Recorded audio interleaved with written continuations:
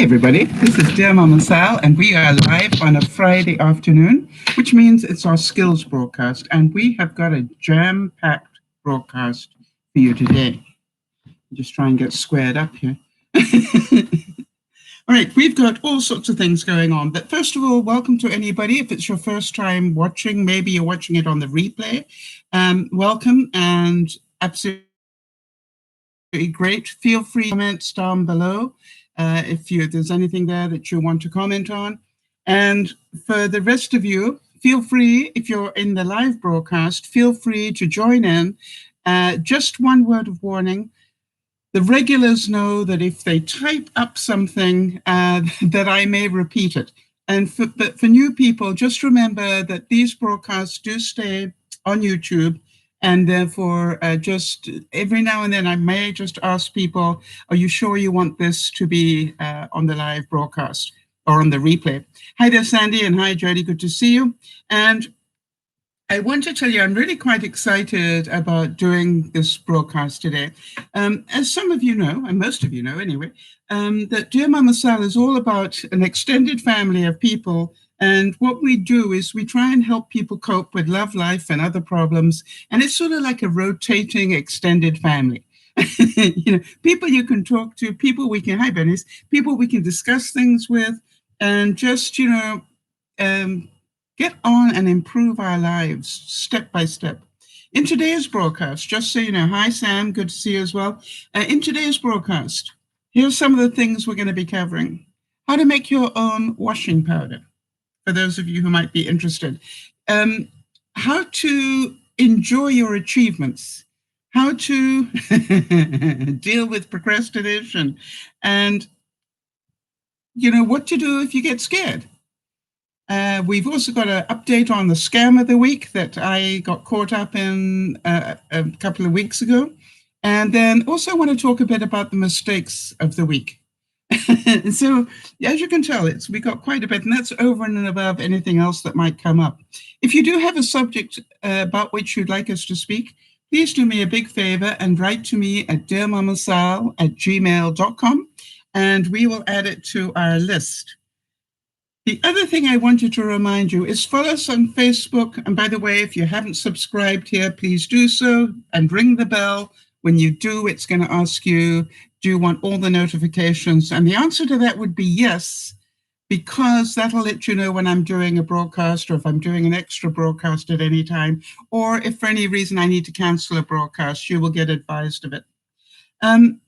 Follow us on Facebook and Twitter. Facebook is where we update everybody. We use it as our sort of notice board. If anybody's sick and we need thoughts and prayers or whatever, it'll go on Facebook. And Instagram, I also just try to keep people updated on Instagram as well. The one thing I want to warn you about, because it came up last week and I realized I hadn't talked about that for a long time. The one place where I'm not Dear Mama Sal is on Instagram. And on Instagram, for those of you who saw, I put up a really beautiful picture this week. And for those of you who don't know, the correct title on Instagram is The Real Dear Mama Sal, because as you gather, somebody took my name before I got a chance to register it. I'm just going to see if I can get that picture for you, because it is worth seeing if you didn't see it. And especially if I can find it. Hang on a second. There we go. It's Instagram. Go to Sal. There we go.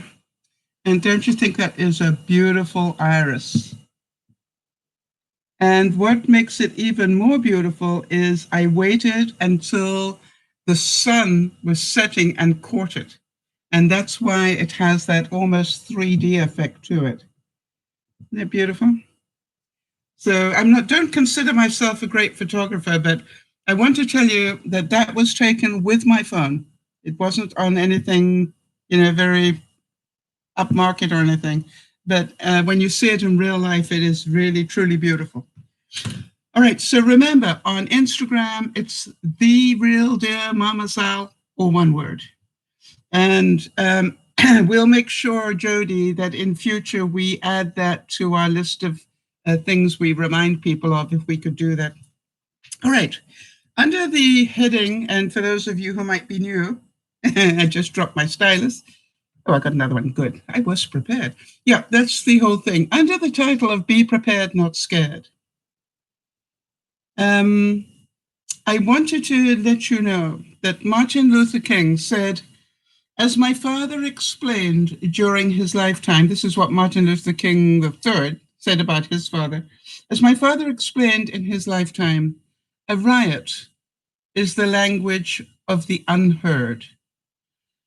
And I want to just obviously give out our thoughts and prayers for everybody in Minneapolis, because that's very difficult to be there right now, and for all those connected in the death of George Floyd. I want to tell you, I've even got prayers going out for the guy who actually leant on, put his knee on his neck and probably broke it. Whatever, we're waiting for the autopsy on that one. But, it's just like, I have thoughts and prayers for all of them. I understand both sides of that story. I understand the police, are taught methods to restrain people. And I also understand that really that was over and above, but so be it. I thought I'd give you the good news about be prepared and not scared in terms of, actually, before I do that, let me go back one step. Riots, as you heard, normally are the cry of the unheard, and it normally brings about great change. And I say that because I'm old enough to have lived through the Kent riots, the Rodney King riots, anything else that happened in my lifetime. I've been through quite a few. And whilst at the moment that they happened, they were horrific, I can tell you that from my living experience, the upshot was that we ended up with better laws on the books afterwards. It really made people see that people had a right to be heard, and that people did start. Kent riots were all about the Vietnam War, and after the Kent riots, and people got killed, people got shot at the Kent riots. But afterwards, the policy changed. Everybody realized that there was, people didn't want to be in Vietnam anymore. And so, you look at that and you go, sometimes it is the unheard that react, and then people get heard.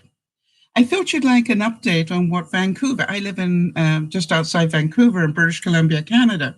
And I thought you'd like to know that today, Mayor Kennedy declared May 29th the Day of Action Against Racism in Vancouver. And he said, as a city, we need to unite to address racism and recognize that people of all ethnicities, cultures, faiths contribute to Vancouver's strength and well-being. Now, we're pretty cosmopolitan as a city anyway.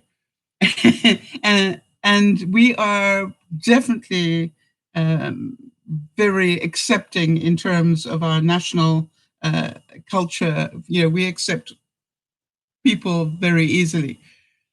And I think that's what makes us who we are.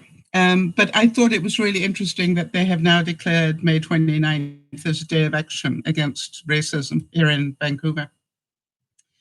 Just an update quickly before we get on to the main subject. Sandy did share with me some more egg replacement recipes. And because they're interesting and people will probably want to go back and find them again, I'm going to put them on Facebook, just so that you know, wait a minute, what was that? And go back there.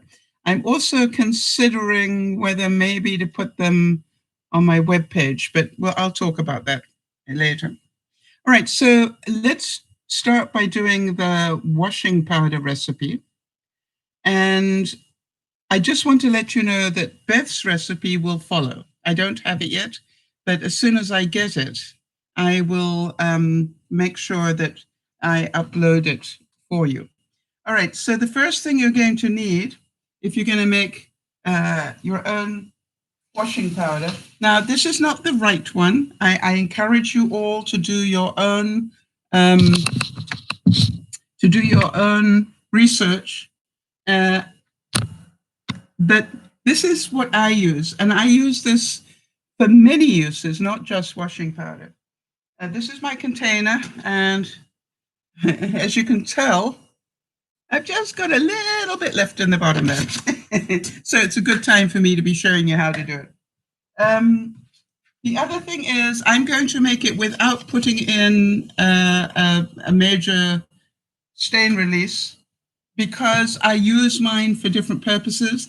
If I want to use it and get stain release going, I will just add some. Does that make sense? All right, so what you need, this is a bar of Sunlight soap. Hang on a second.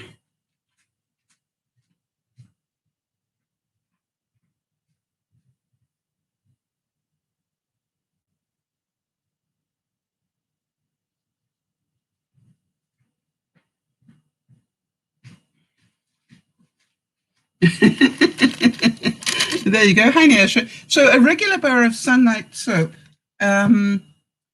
which you get in the washing powder aisle anyway. And there are a number of reasons why I like to use Sunlight. Number one, it smells so good. And number two, it does a great job. Okay. So what I'm going to do is I'm just going to chop some up like this. Now, you can actually grate it if you want to.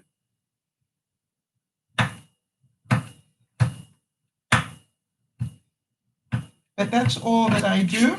Makes sense? Oh, I forgot one of the ingredients. Hang on one second.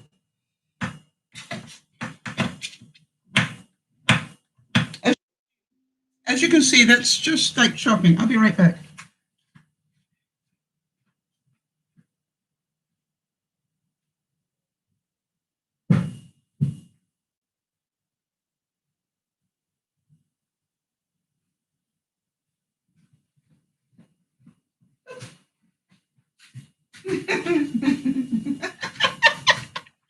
It's a really good idea if you don't carry the box with that hole down. I now have a very interesting trail of borax. I'm hoping that won't miss. Wait 1 minute. I just want to wipe that up. Hang on.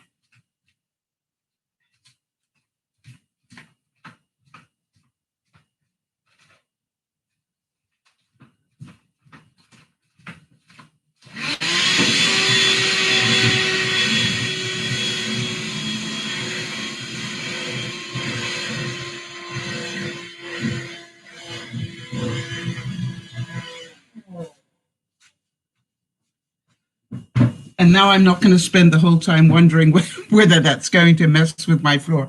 Okay, so you understand that? Just literally chop it up like this. The joys of live broadcasting. Okay, so I use about half a bar, I would say. By the way, this is really cheap to buy. I can't remember. Jody, I wonder if you could look up how much a bar of Sunlight soap. Normally it comes in 2 bars, but see what it costs in the States, as most people are there. But it's really very cheap. Okay, so that's about half a bar. And then what I'm going to do,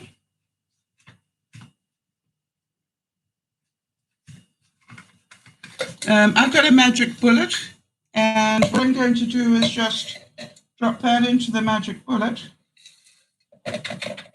like that. And then I'm going to put in an equal amount, maybe a bit more, of borax.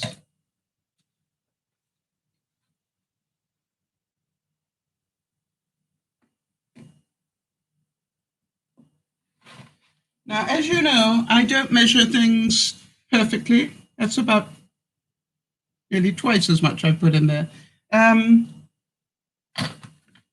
Just let me see what it looks like. And then I'm just going to, sorry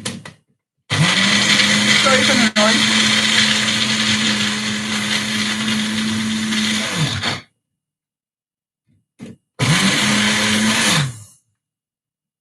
All right, total time taken, Zippo. All right, really 5 minutes. And there it is. Smells wonderful. And as you can see, 2 bars for $3 at Walmart. Thank you, Jody. So I probably, after the broadcast, are going to do the rest of it, but I wanted to just show you how quick and easy that is. Do you agree? That's pretty easy. And then remember, you can use this. I use this to clean the inside of my sinks. I have stainless steel sinks. I use it for if I want to soak anything. I will put some, put this in and some water and then let it soak. It's called dishwashing powder. So really simple. Now, if you do your research and check on YouTube, you'll find 1,000,001 of not only YouTube, but just anywhere. There are 1,000,001 different recipes.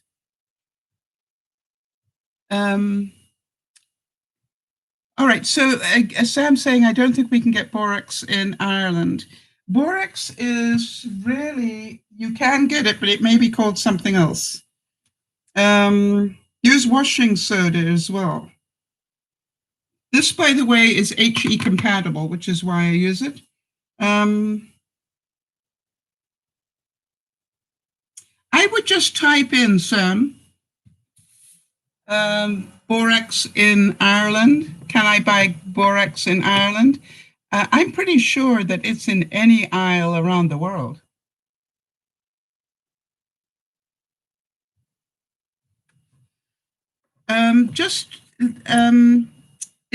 It's what they call a freshener. You can also use hang on a second. It's an all-natural mineral composed of sodium, boron, oxygen, and water. So it sort of has a bit of this quality to it, but way cheaper. So just do some research, people. And if you can't get borax in your country, then literally find out what your local equivalent is. YouTube is Google is so good these days. They're going to tell you, no, you can't get borax, but this is, what you can buy. Okay, so Jody, thank you for your quick research there. I appreciate it. So $3 gets you, let's see how much half was. Yeah, this was about a third. So one full bar will be about 2/3 of this container, which would last me a year, quite honestly. So I don't make it very often because I don't need to. All right, any questions? Any other questions that I haven't answered? Let's put those away. And as I said, some people add washing soda to it. Some people add different things. So my suggestion is use what works for you. Now, I've also got a tip for the week. Have any of you, hi Sharon, have any of you ever seen that you can buy blackboard tape? And basically it's like any other tape. Hang on. Just bear with me a second. And it just peels off. It's like a double, like a sticky on one side tape. Oh, there you go. Jody's got it. Borax is also called sodium tetraborate dicathyl. Yeah, whatever. It's a natural mineral compound, best known for as a laundry booster and water softener. Yeah. So anyway, I wanted to tell you that you can buy this. Who makes it? Scotch Tape makes it, 3M. But I use it for all sorts of things. I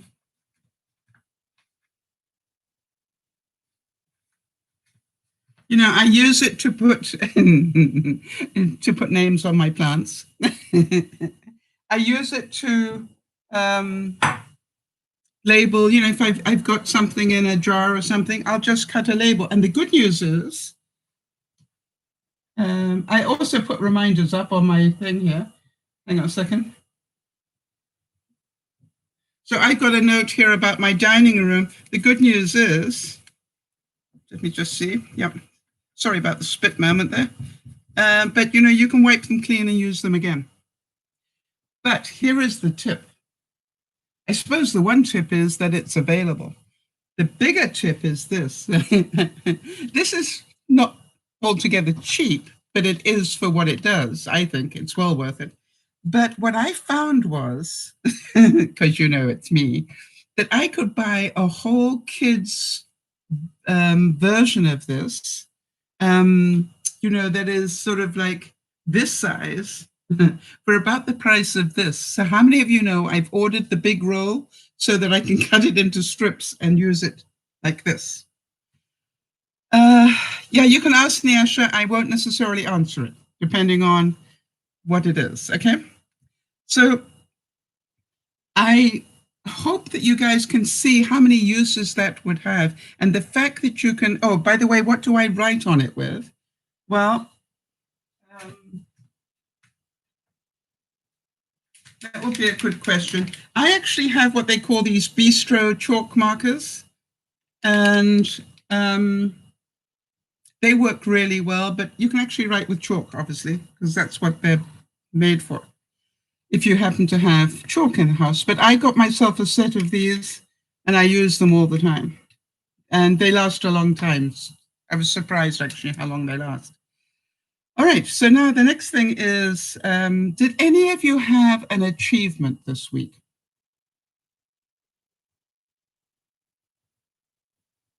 And I'd like you to, you know, get into the habit of feeding back an achievement.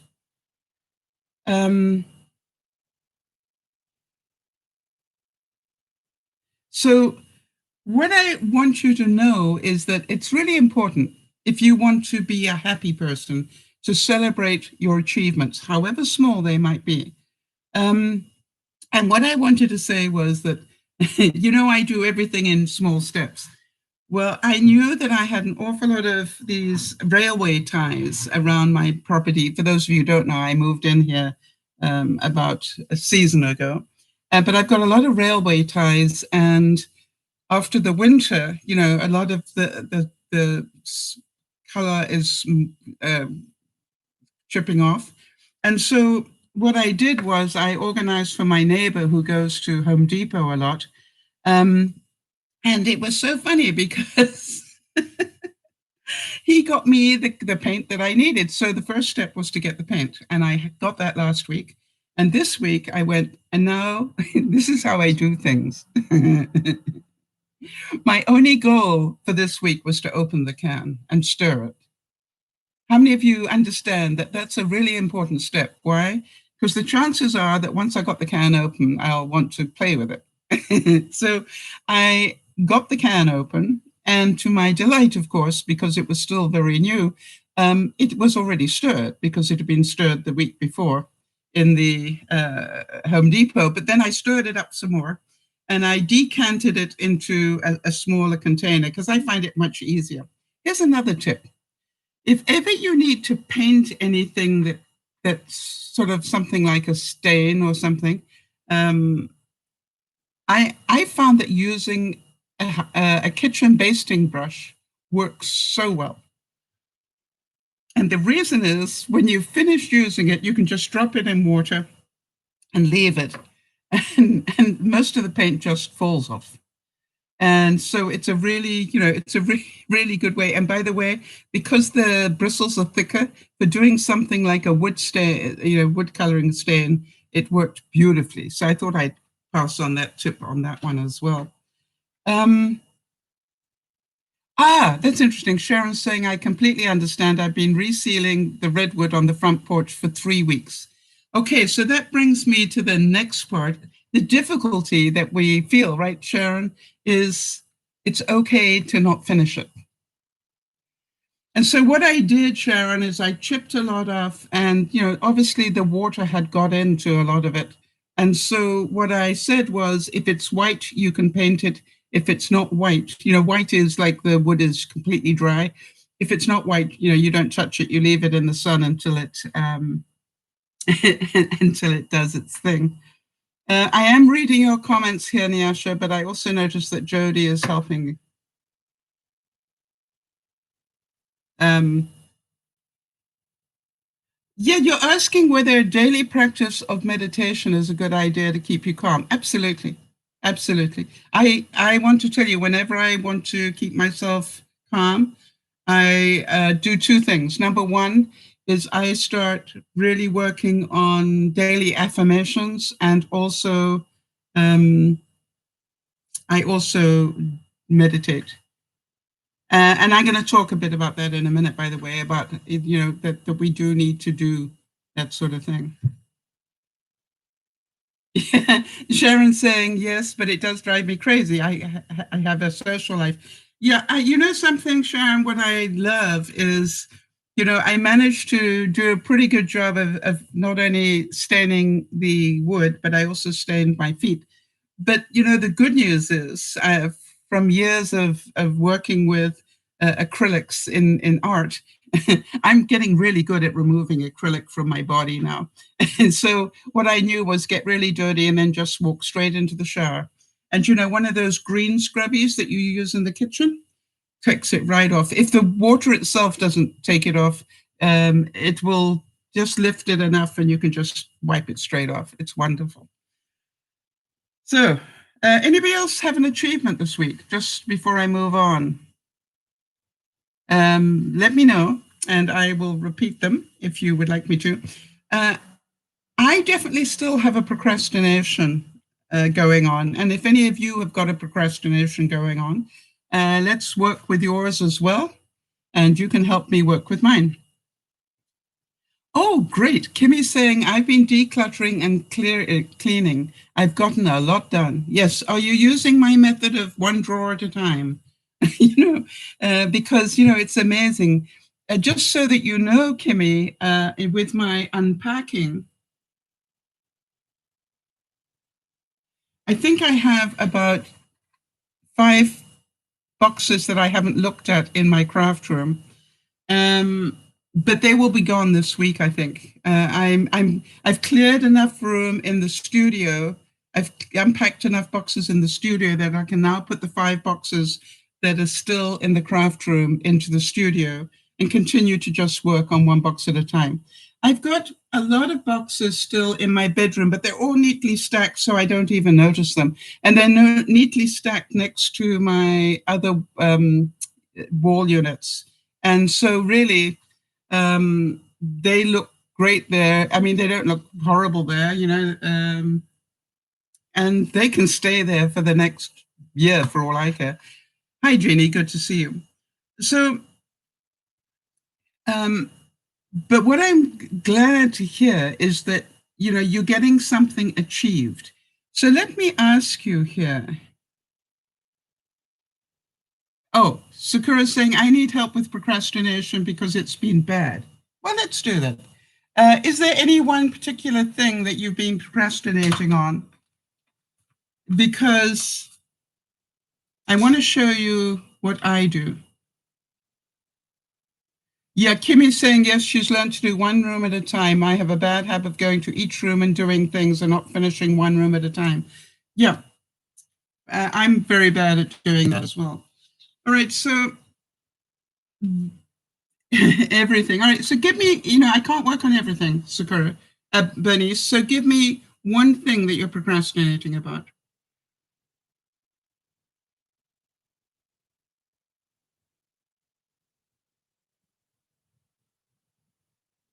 So would it help if okay, your living room, okay? So all you do,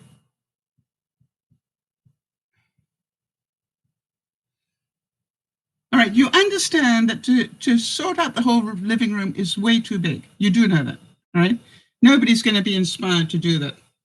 So then you go, okay, which corner of the living room do you want to work on?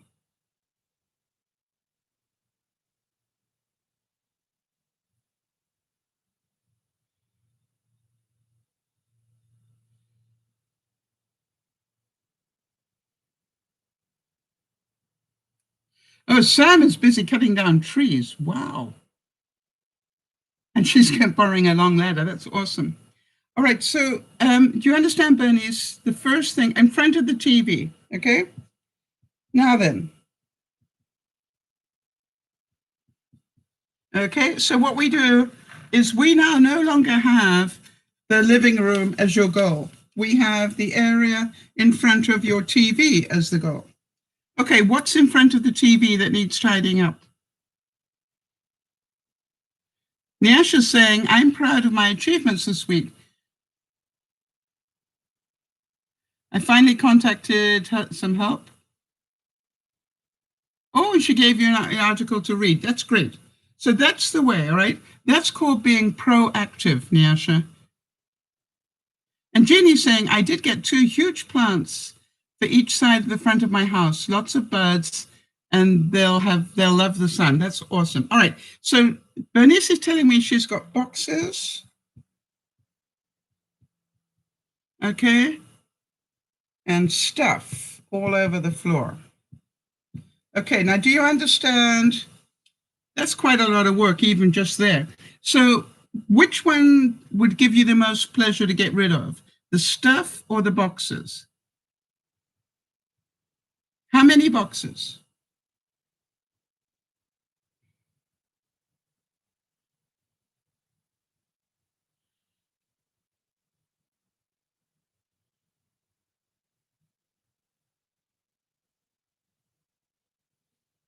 Okay, so there are 4 boxes, and then this is your stuff, okay? And this is hubby's stuff, okay? So all I would do is just forget about the boxes for this week, okay? One step at a time. How long do you think it will take you to clear up the clutter?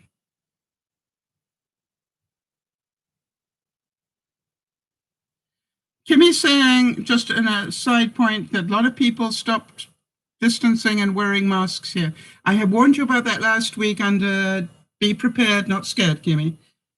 We know that is happening, all right? So don't be surprised. We warned you that that's going to happen. Proactive means that you're not complaining about something, you're doing something about it. Okay, so do you understand, Bernice, that if this is like a 8-hour cleanup thing, which probably isn't, you can still do, maybe 15 minutes a day, and it'll be done by the end of the week. Get the idea, Bernice? And I'm going to show you what mine is, because that's a whole different ball of wax. Sharon saying, I've been packing away my winter clothes, seasonal goals.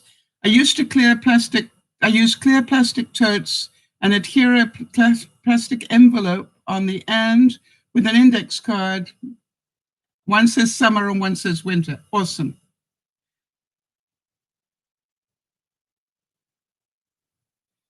Yeah, so all of you, as I said last week, I don't want you getting upset with people not social distancing, and I don't want you to get upset with people not wearing masks. You decide when to go shopping, and my suggestion is be very aware of when the quietest time is. And most places today, you can Google when their quiet time is. All right? And then make sure that you are protected as best you can. All right, so here we go. Let me tell you what I am still procrastinating about. And I started to beat up on myself. You will remember that I had a little bit of money left over between selling my house and buying this one. And now then, this could be a difficult question for some of you. How many of you consider that I am stupid?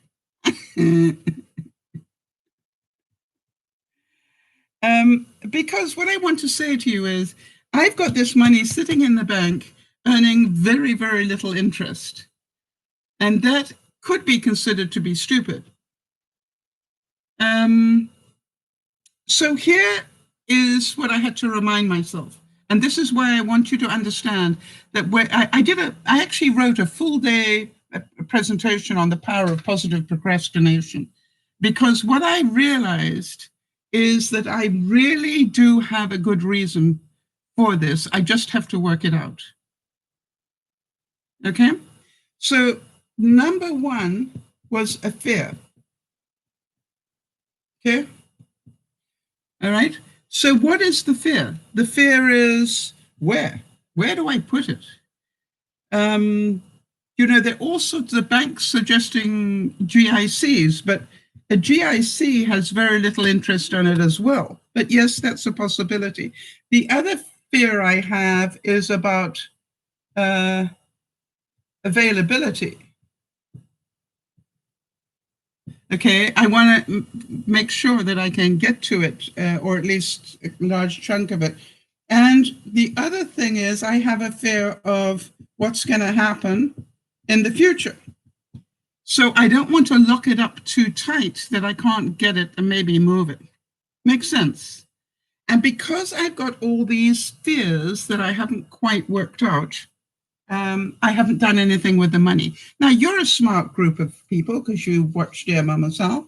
So I am your friend, and let's hear your input. Remember that when people give you options, that doesn't mean you have to do them. It just means they're going to give you ideas.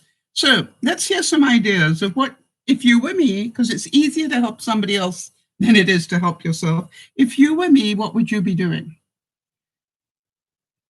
Keep the money in the bank, says Chris. Okay. In other words, the place where I've got it, where it's earning just a very little, is a good place to be. And that's where I'm at. Okay. So one is keep it where it is. I actually have pulled some out and I have some cash in my house. Put some into stocks. Okay. And I also, because they will go up. Maybe. If we go into a serious recession, maybe not. Okay, but good idea. A short-term GIC. See? That's exactly right. So what do you mean by short-term? Are we talking 3 months, 6 months, 1 year?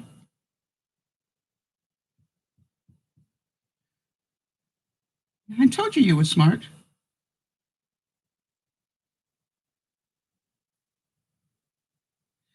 Kim is saying she'd take the money out and keep it in my house because if the banks go under. You know something? I have the banks are fully guaranteed these days, or my bank is anyway. That's the first thing that I checked was am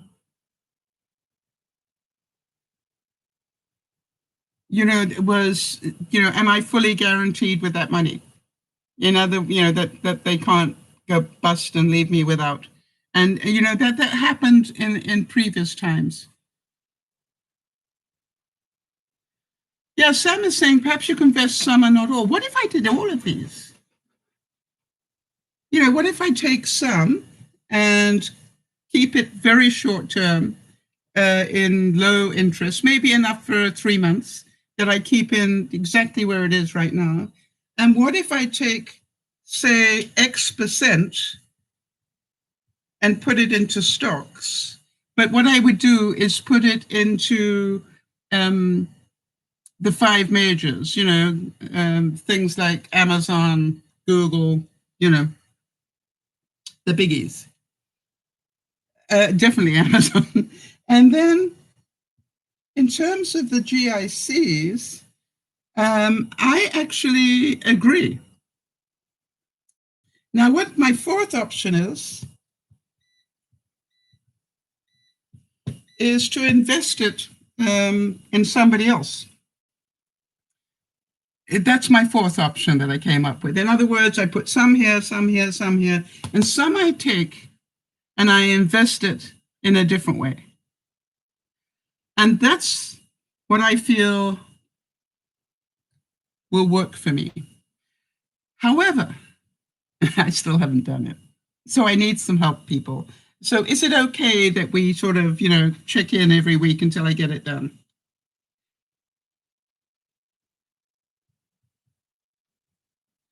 Yes, don't put all your eggs in one basket. That's right. So that's what I'm going to do. Now, the other thing I thought I might do, obviously I've had some input from my bank, but I also thought I might talk to an investment person. Yeah, that's what they do, right? And see what they recommend. when I tell them what my fears are and where I want to be protected. So, but the thing is this, I'm pretty sure I'm going to end up with roughly the same mix anyway.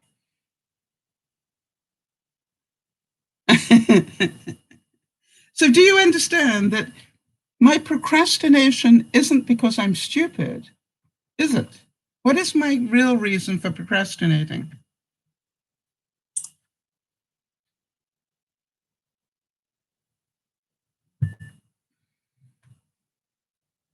By the way, I did actually phone Benji and talk to him about,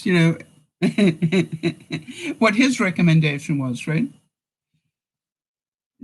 Yeah, but hang on a second. You see, yes, it's fear. Yes, I'm scared. That's Bernice is saying fear is the reason. Sandy's saying that scared is the reason. But Chris has got it right. My fear is of the unknown. I don't know what the pandemic, all right, what the pandemic's going to do at all. Normally, investing money is pretty simple because you got a fair idea of where the economy is going. I don't know if we're at the bottom of the dip yet. I don't think so. So, okay. So at the moment, the economy is doing this, but if we're only here and we're not at the bottom yet, do you understand that investing money here means I'm going to lose money all the way down to here, and then I got to wait for it to come back up this far? Exactly, Dennis. It is best to invest when it's really low. And what Benji told me was he doesn't think it's really low yet.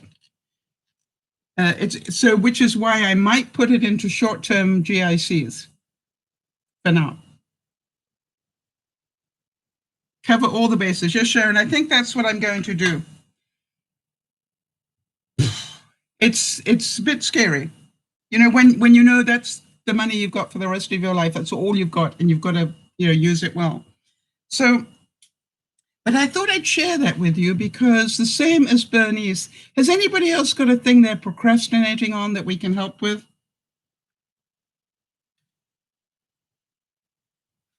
Yeah, you see, Bernice is saying the same thing. She also thinks we're going to go down more. I think we're going to go down quite a bit more. I don't think we will hit the bottom for another 3 to 6 months, at least. So I don't think that we will know how bad this is until the fall, quite honestly. And maybe not until Christmas. So what my thinking was, put it anywhere so that gets you a little bit more than you're earning at the moment, right? And that you can get at it and move it around if you need to. That was my thinking. So anybody else got anything else they would like some help? Bernice, do we have your commitment that you're going to work on that stuff?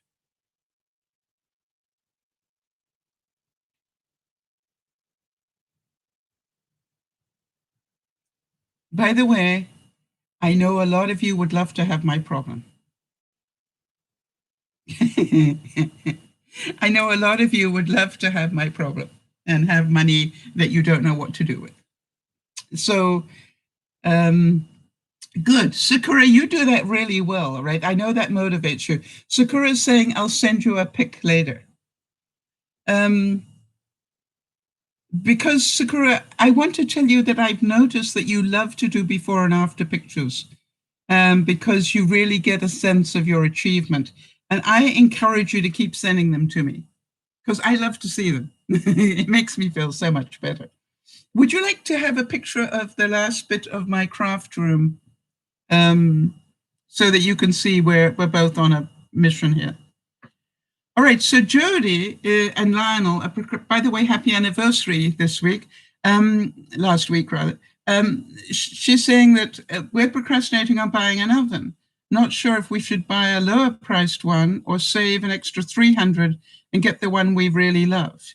All right, here's the question. The question is, how long did your last oven last you? 20 years. All right.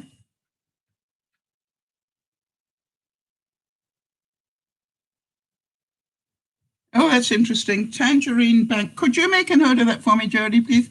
Um, has a better return rates on things. That's interesting. Maybe I'll put some in there. All right. So, Jody, this is the way that I look at it. All right. I think you know, I very rarely buy the top of the line. I very rarely buy the bottom. I always save to get the medium, the mid-range.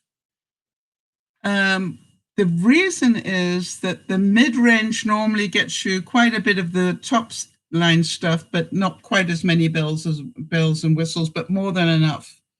But it isn't quite as junky, if you like, as the cheapest ones. So the other thing is this. Yes, Kimmy is saying I had to get a washer, but I wanted to wait until they went on sale to get it. Absolutely. So what I would keep doing, Jody, you obviously have enough gizmos to be able to continue to cook without an oven. You might even want to, you know something, Jody? You might even want to spend $100 on a halogen. I know you've got an air fryer, but you know, because it's sort of like, I found out that for one or two people, a halogen oven is awesome. So to me, I very rarely use my full oven. Okay, I think a lot of you know that. I do most of my cooking. You've got a Ninja multi-cooker, yes. So what do you need the oven for? Let's just find out what that's for.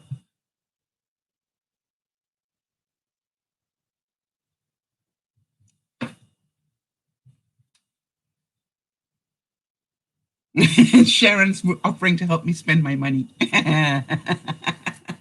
I love my viewers.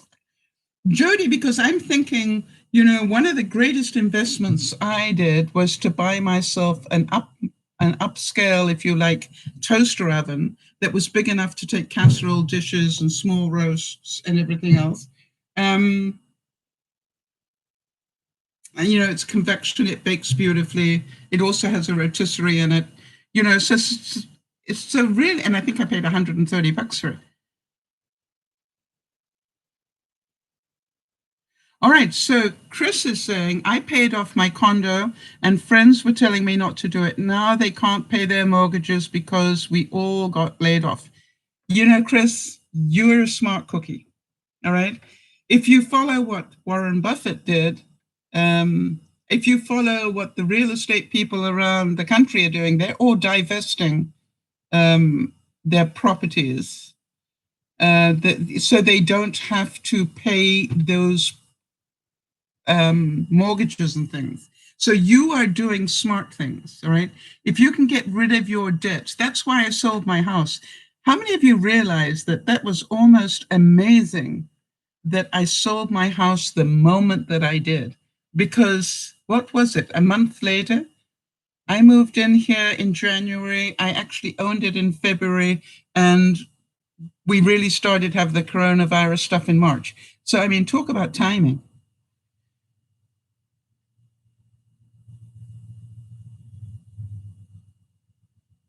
Okay, so you do understand that for two people, you can get a really good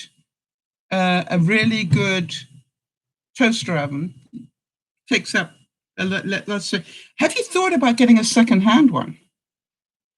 You know, because I used to, when I was really short of money, I used to get refurbished ones.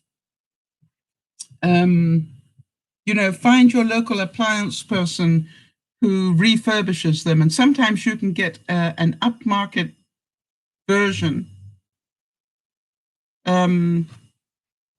refurbished, and it'll last you 10, 20 years. I used to do that when I was really short of money. I used to do that for my washers and my dryer, my oven, all those things. Yeah, Kimmy's saying all appliances were on sale last weekend. I've got news for you. 6 months from now, there will be even better deals. If you can wait 6 months, you will be amazed at the deals. Now, Jody and I both bought freezers recently, and we were prepared, not scared. It was going to take us until July for me and August for Jody to be able to get those. And somebody said to me, "Oh, but they're coming in from China." Yeah, that's where they make them. you know, very few of those sort of what they call the white appliances, are made, anywhere but China these days. Now, I wanted to give you my scare of the week. Did any of you have a scare this week? Yeah, Sharon's saying, Jody, sometimes you can find good used appliances for sale. Yeah, look at somebody who's having to get out of their apartment and has a good secondhand, maybe a year or two old. Lana loves the toaster oven idea. Yeah. Do you want me to show you what mine looks like? I could move it and show you.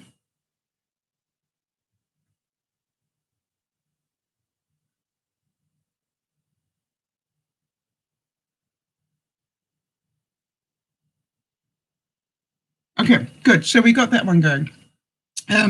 But mine will take a pizza, I think. Hang on, let me measure it.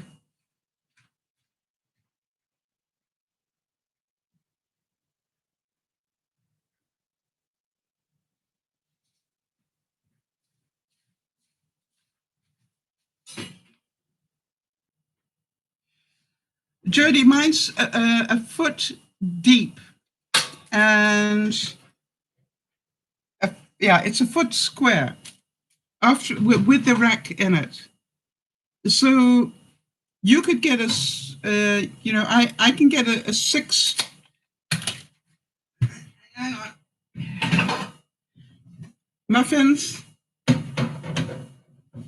Okay, this muffin tray doesn't go in, but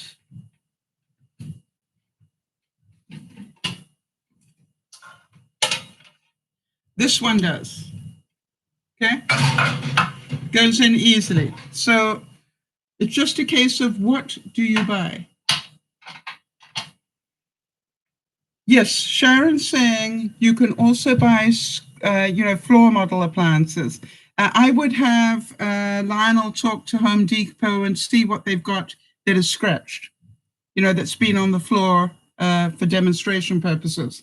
I got my fridge, and you remember my incredible fridge? I got that with a scratch on the side. I never saw the scratch. And my what do you call that thing? Microwave had a scratch on the handle. And my double LG double oven, not this one, but the one that I had, that had a scratch somewhere as well that I never did see. So, but I still paid a lot of money for them, but I didn't pay full price. The other thing is, I would start negotiating like you would with a car. Because I think sometimes they're going to get so that they really want to get some sales going. You're going to be able to negotiate a lot better. So my scare of the week, I see that Bernie's forgot her plants this week. It's not a good thing. Yeah, I've got a bit of a problem that I'm going to get to for my mistakes this week about plants. All right, so Sharon's also saying, my washer and dryer are scratched. The scratches on the front and side don't bother me. Saved me about $600. That's what I'm saying. Right, floor models, great idea. I love it when we can help one another like this, people. All right, so here's my scare of the week. I got an email from Google, and Google told me that my account had been closed. Oh, and how many of you know that got my adrenaline pumping just a tad?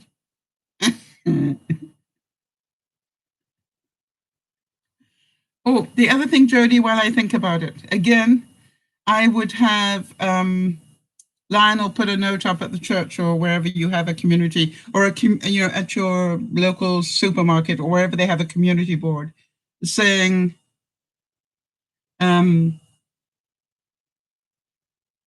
that, uh, that you're looking for a secondhand thing. But I think you'll probably find a lot in the paper these days. All right, so mine wasn't a scam, just so you both know, because you know me well enough to know that the first thing I did was contact Google and say, is this a scam? But this is, just the fact that you read that, when I am a YouTuber with 7 years history behind me, and now they're closing my account, and I'm going, what did I do wrong? And I always say to you, don't panic before you get the facts. All right. If you've got to have an X-ray done, don't panic about what it could be until you find out what it is. Because 9 times out of 10, you'll find that your panic was not worth the time. So I got hold of Google and I said, okay, fine. I've just got this email and it says my account's been closed. Could you just verify that for me? And she said, no, we just need you to update your credit card information. And I must admit, I had forgotten, I do my my data storage with Google.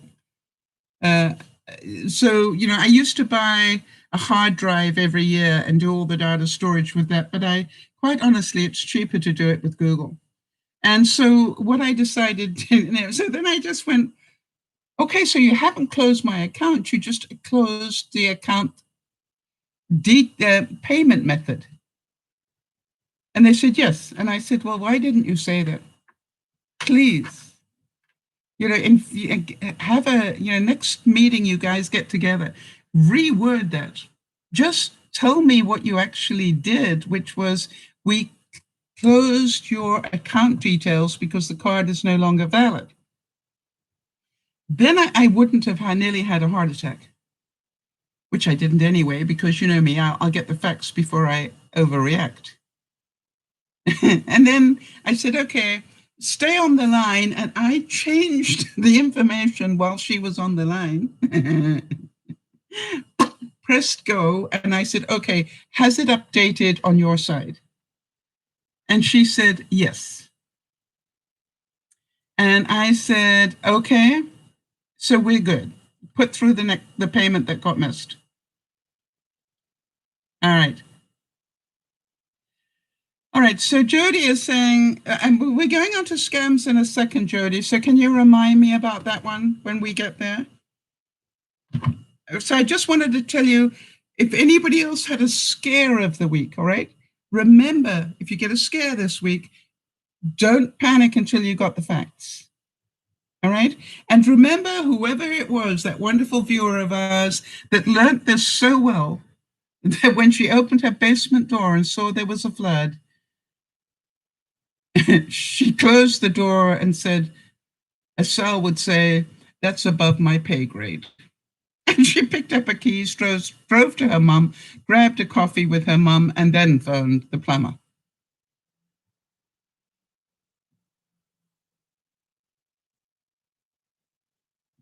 I don't think I can talk about that, Jody, online.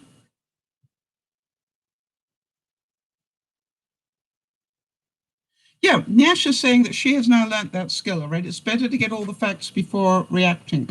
That's called emotional intelligence, all right? And even when you get all the facts, it was Emma that said about the flood. Okay. Yeah, and I thought that was, that was just like, there are moments in DearMamaSal that I value, that when I think back and I go, why am I really glad that I started doing this? That was one of them, that somebody could literally look at a flood, close the door and go, as Sal would say, that's above my pay grade, and just go and let it keep flooding until she got to her mum's house and then she made the phone call. It was just like smart. All right, so let's go on. All right, now let's go to scams so I can do it. Jody's saying that she gets at least one email a week from scammers that her Amazon account is closed and her account is absolutely fine. So here's what I find works really well. Be prepared to get those, right? Then you don't get quite as scared. And then remember, get the facts. And don't phone any numbers that they give you. Phone your contact number or your email or whatever it is for customer service of that corporation and say, look, I've just received an email that has your name attached to it. I want to know whether it is yours or not. Now, the one thing I do need to tell you is that it's a waste of your time. But you need to do it anyway, because you need to make sure it is a scam. All right? I find that I've got one that pulls money out of PayPal or tries to. Sends you bogus things from PayPal. I wanted to update you on what happened to me on that Dr. Phil scam thing. Hold on one second.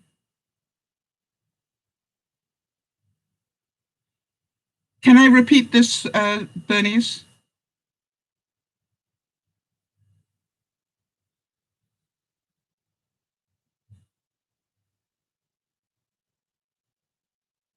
Okay, so Bernice is saying her husband works at Boeing, and she's saying hubby's work was laying off this week.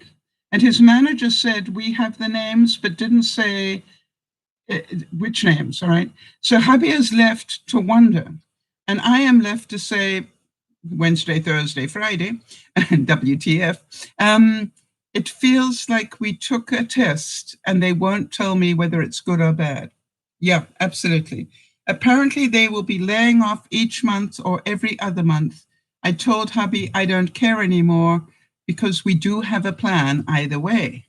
That's being prepared, not scared. Well done, Bernice. I am so happy for you.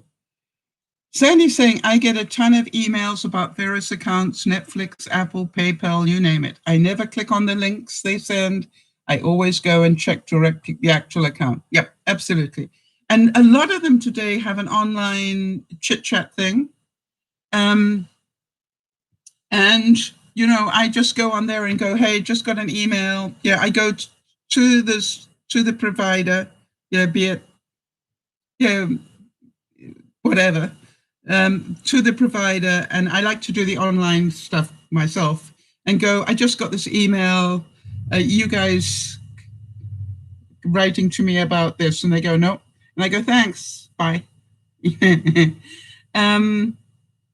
So, all right. So how many of you remember that I bought some hemp oil because they were saying that it helps with arthritis?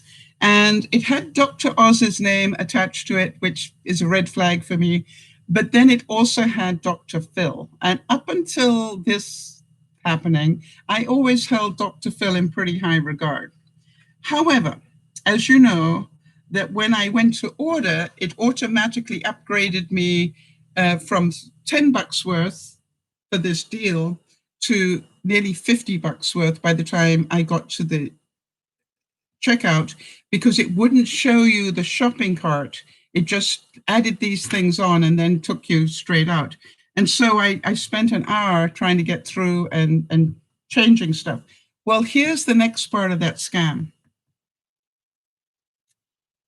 All right, so they sent me the oil, and I still don't know whether it helps or not. But here is what happened. They then contacted me and said they would be putting through an automatic payment of so much a month for the ongoing supply of this stuff. And I went, I didn't sign up for that. So I phoned, of course, and said, I'd like you not to do that. And she said, oh, then we will need to bill you the full price for the first little bit that we sent you. I said, no, you advertised it that it was so much for this. Well, to cut a very long story short, the fact I didn't like it, I ended up getting so frustrated, which is what they banked on, that I said, do me a favor, yes, cancel my account. So if anybody, hold on one second.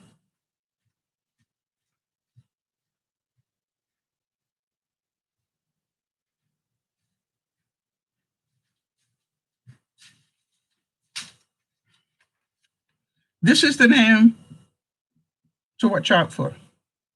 I did cancel the deal, but it cost me, you just realize that I had a choice: continue with the product so much a month or pay this extra, because in the very fine print somewhere, it had said that if you don't do the ongoing thing, it was going to cost you this amount. And that's in writing. And I went, in a court of law, I'm stuck. But I said to them, it's false advertising. I just need you to know, and I will make sure people know. So I got caught.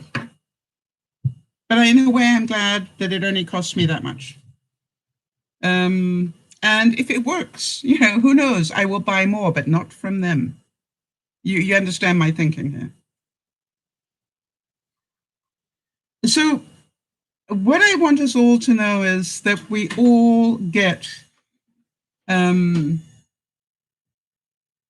these moments. Did you pay a lot more? I paid about $20 more, I think, 20, 25, somewhere in there. But, but it was, that moment, Jeannie, where you go, for $25, I can get rid of this problem. And my ego is going, but it's a scam. They caught you in a scam. And I'm going, for $25, you get rid of this problem. Yes, but they did it. And I'm going, forget your principles. I couldn't cancel the whole deal. I had the product. They wanted me to send it back. That's my time, that's my effort, that's my cost. And I have to go to a post office, which you understand I don't want to do. So I reckoned, hey, Sal, you made a mistake. And I just want to know that please do not buy from these people.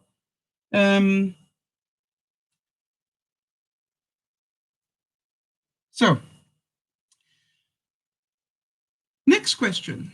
Anybody else got a scam they want the viewers to know about, just so that we can, because they're going to be a lot. Any others that anybody wants to share?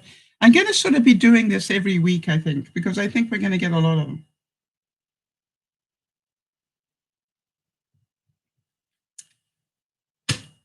By the way,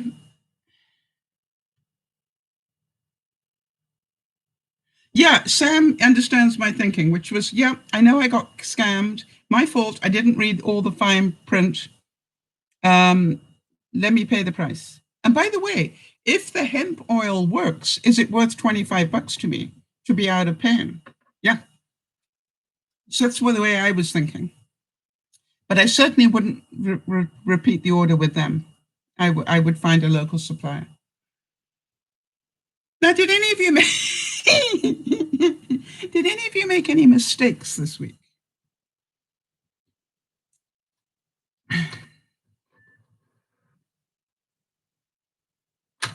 Because I did. I've got two that I can share with you. Now, the first one is that I was busy with my indoor garden, and I was thinking, it'd be a really good idea if I put my coffee grounds over the top of this, because, they were growing a bit leggy and it would fill in that space a bit.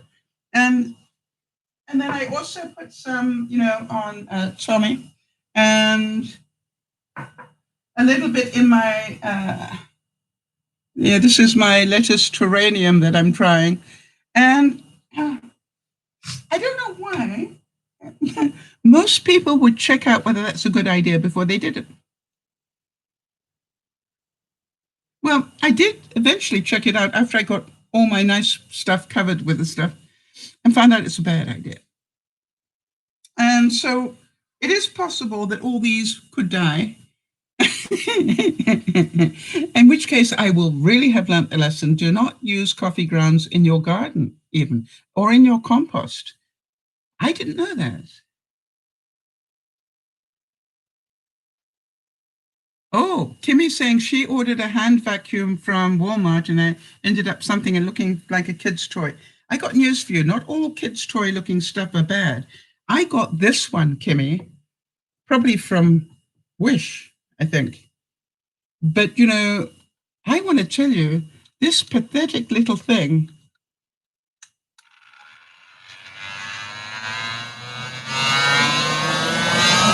is great for your computer. And you know what else? You open a drawer and it's got crumbs in it. I use this thing all the time. And then I've got a little Swiffer cover in here. But, it picks up all sorts of stuff. So not all kids, I mean, this looks like a kid's toy, right? But it works. I really want to tell you, I love it. Jody's going, mistakes. That's my middle name. I have plenty of them. I ruined some precious elastic by cutting it too short. And I also sewed something inside out. Oh, well, welcome to my world. Yes. So the one you sewed inside out became a kid's mask, I hope, when you turned it back. But French seam. I mean, how many masks have got French seams on them, Jody?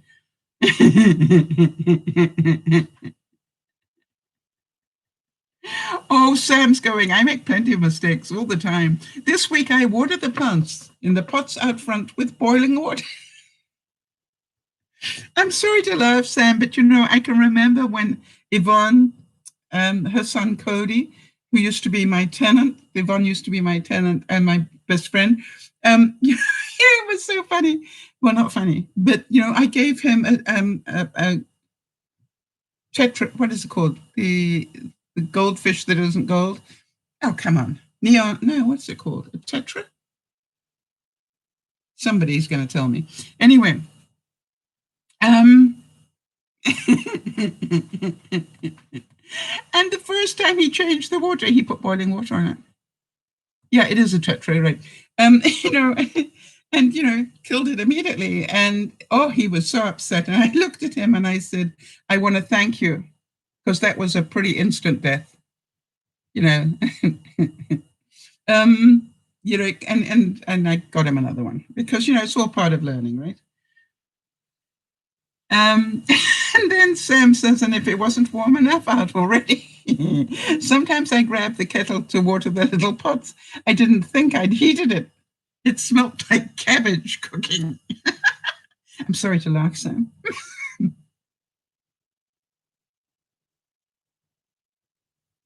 All right, so Niash is saying, I'm learning a lot here, because now I notice and realize that I'm not ready for this world of scammers, hackers, etc. I am ill-equipped. Well, we are all ill-equipped, quite honestly, at this scale. So learn with us. All right, now then, my second oops of the week was my Keurig. I don't know about the rest of you, but I clean my Keurig I have what I call seasonal tasks, all right? Wash my duvet is a seasonal task. Clean the Keurig is a seasonal task. So it was time for me to clean the Keurig. And by the way,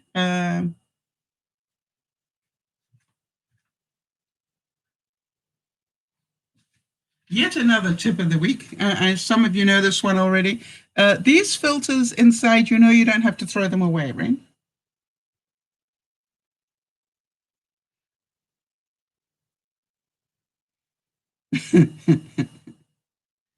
I'm hoping somebody doesn't know this already.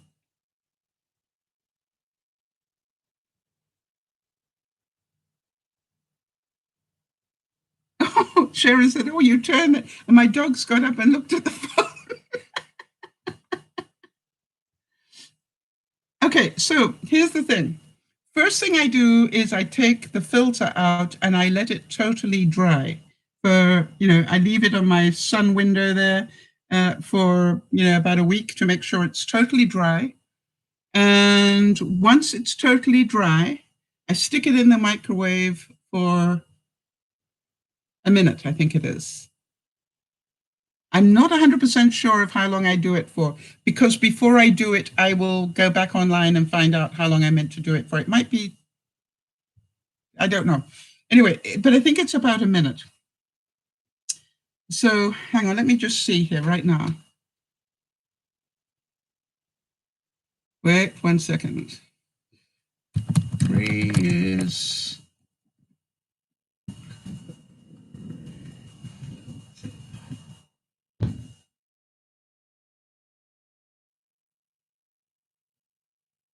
Oh no, it's going to give me those. Oh, wait a minute.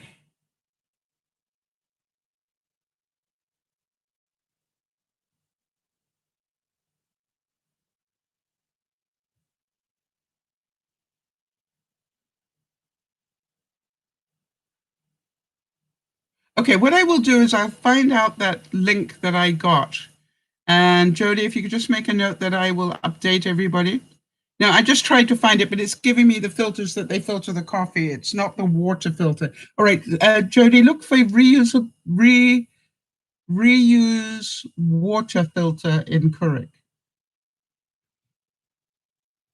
Okay, so literally all you do is after it is totally dry, by the way, if you wanted to leave it, if you wanted to, you could just do it overnight on a very, very low heat on your toaster oven or something. But literally after a week, I then nuke it for whatever the time is. I think it's about a minute to kill any leftover germs. And then, okay, pennies, and then I reuse it. So, and from everything that I've seen, that is totally doable. Now, where did I learn that trick? Originally, I learned that because I used to have a fish tank. And I learned that trick about my fish tank. And then I started to do some research to find out if it was also true with coffee filters. And it is. Water filters. How many of you going? Nice. So maybe you can save some money on that. However, let me get back to the mistake. Clean everything, put all the bits that could go in the dishwasher into the dishwasher. Actually, I put things that weren't meant to go in the dishwasher, but luckily I don't use the drying cycle in my dishwasher. I just wash and then air dry. And so the joke was that, before I did that, I actually ran, I don't know how you guys clean yours, but I ran a whole container of vinegar and water through the machine, making sure that it sort of sat for an hour in the machine. Then I'd take the water out and then I'd change the water again, press the button, let it brew up more water, and then let that sit in the inner cycle of it, because that's what removes the calcium. So that was awesome. Put all the bits into the dishwasher, and then I dried them and put the machine back together again, and that was fine. And then the next morning I got up and made coffee. And couldn't, I'm not very good first thing in the morning, so I was a little bit shocked that my coffee curdled, my milk curdled, and I went, that's strange, it doesn't normally do that. So I tipped it out and thought, okay, maybe the milk's soft. And so made the second cup, and guess what? Did it again. And then the two brain cells went, you cleaned the Keurig, but you didn't rinse it.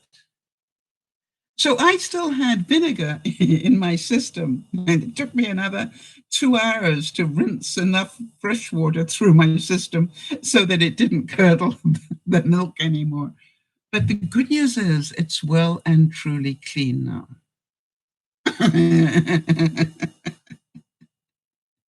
So does that make any of you smile? I hope. If so, my mission has been accomplished. All right, so now then, just a couple of notes. As far as I know, the only birthday we have coming up is Anna Marie's on the 9th, and it is also a very big day for Jodie on the 9th, because it will be her 5-year anniversary of being cancer-free. And so, and, you know, although she can't go in to the doctor to get all that doubly checked, the doctor has just, am I right in this one, Jodie, that the doctor has said you're not showing any symptoms and there's no reason to think that you have any left. So 5 years is a major milestone. Well done.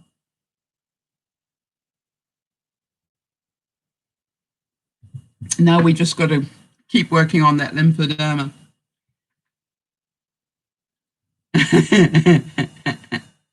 Yeah, I'm really, really so happy for you. So, and if any of you have got any surefire ways for me to get rid of my edema, and for those of you who don't know what that is, that's when your feet and legs swell. I guess in a way, Jodie, it is a lymphoderma type situation, right? That I've got. I have really done just about everything I can think of. I don't take the diuretics because if I do, I spend my whole time running backwards and forwards to the washroom, which is what it's meant to do. But I may have to do that. I have tried massages. I have tried compression socks. I have tried compression leggings, all these things, and I have a bed that puts my feet up every night. I go to sleep with my feet at this level and my head at this level. Well, probably like that. Yeah, it could be from the meds. And I've been talking to him about it, but, it's just like, I'm really, it's a little better at times, but, okay, Jodie, don't worry about that Keurig thing. I will find it. If you just make a note for me to find it, and then I'll post it on Facebook. So I just wanted to make sure that we all know that this is a really important week for Jodie, and that, she has struggled through so much and done so well. All right, so Sandy's asking me, MamaSal, were you able to get your upcoming appointment taken care of? Her Indo's office called and changed my in-office appointment to a phone call, and I don't need to get the blood work done for my A1C. Good. Well done. I'm hoping mine is the same because you're also in Canada. Yay. Jeannie's asking, has anybody told you to ice the area? I just went to a chiropractor who said I have bursitis. Icing the area 3 times daily is what I must do. Cut down on the sodium and salt. I thought sodium was salt. But yes, I very rarely use salt. I just need to tell you that. I may have salt maybe in some crackers that I don't know about, but I actually don't use salt. I use pepper and not salt because I know I've got the problem. But thank you for adding it. So keep coming up with those ideas, people. Wonder why I'm looking around my kitchen. There's got to be a reason.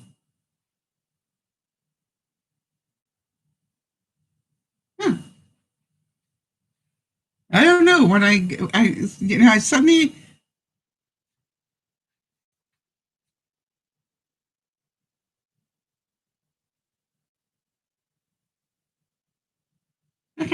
I'm not sure what it was. All right, so Kimmy's saying I have the same thing, and when they give me antibiotics, my feet and legs get bigger again. I'm not on antibiotics, and they just continually doing that. It is very pleasant and sunny, isn't it, Jeannie? And big. When I say big, you understand this area I'm in, has my toaster oven underneath it and stuff. There's a big corner here, and then this huge work area. And then you can't see it. But here, You've got worktop area and then the fridge. So yeah, it's a really beautiful space. And what I really love about it, Jeannie, is, you know, I came here midwinter and it was this sunny that I didn't need to put lights on. So goodbye, Nyasha. All the best.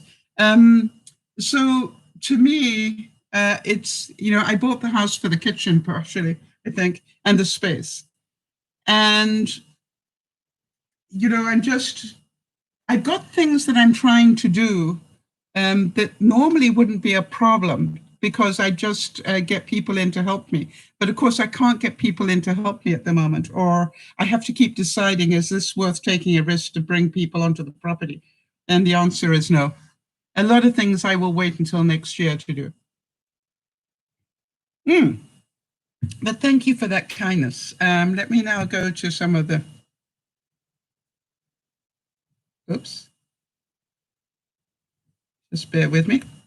All right, I've got a few quotes that I wanted to share with you. And this really, I don't know why, but somebody must need it. The quotes are on trying to do too much. Do any of you fall into that trap? I think at one point, you know, when I was busy trying to do a little bit outside, and I try to sort of segment my day. You know, I have an hour that I need to be outside and I deal with the garden. And sometimes I take 2 hours, you know, by the time I've gone out again in the evening and watered and done everything else. And then I've got an hour where I do the project, whatever the project of the week is, you know, and I do an hour of this and that. And that's how I spend my day to the most part. And then I can't understand why I don't get to bed until 3. That's because I binge watch. Do any of you relate to that? And then, you know, I don't get up until 8. And so half the day is gone. And, you know, it's just like, never mind. It works for me, sort of. So here we go. I found these quotes and I hope that you're going to enjoy them. Hang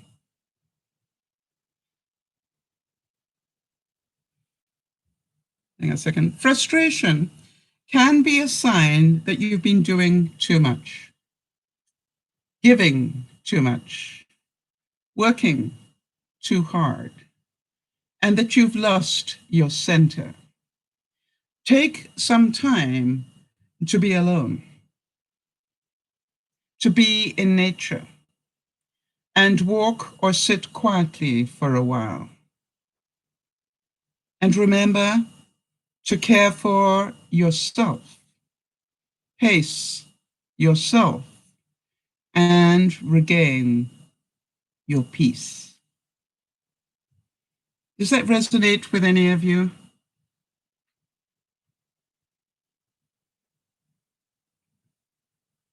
I found out, for example, that, you know, I need to go out twice a week to charge up the battery on my Jeep. And I decided that I was, you know, I'm a multitasking person. Do any of you multitaskers?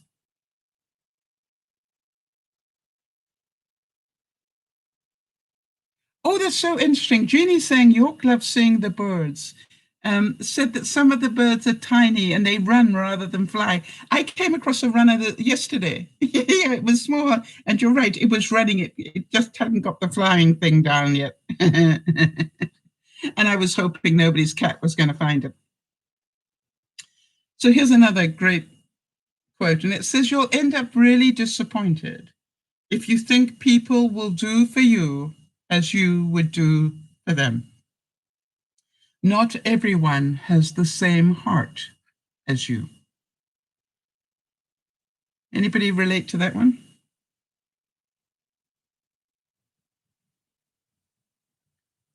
I learned that one quite a while ago, and that is, do it because you love to do it and don't expect any return. I grew up in a society where not to thank somebody for a gift was unheard of. Manon, comment ça va? Ah, all of those things, Manon. For those of you who don't know, Manon joins us from France and is the only, actually, when I think about it, I believe Manon is the only viewer to ever have met me in my own house. She's actually stayed with me. Manon, I didn't realize that, but you're the only one that's ever set foot in my house. Now, some of you have seen it.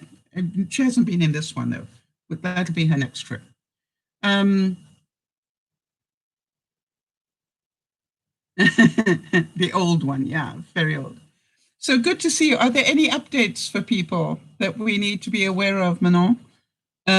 Just while we've got you here, I'm going to carry on reading the next quote while you type. But really great to see you, honey. At some point, you will realize that you have done too much for someone, that the only next possible step is to stop. Leave them alone. Walk away. It's not like you're giving up. It's not like you shouldn't try. It's just that you have to draw the line of determination from desperation. What's truly yours will eventually be yours, and what is not, no matter how hard you try, will never be.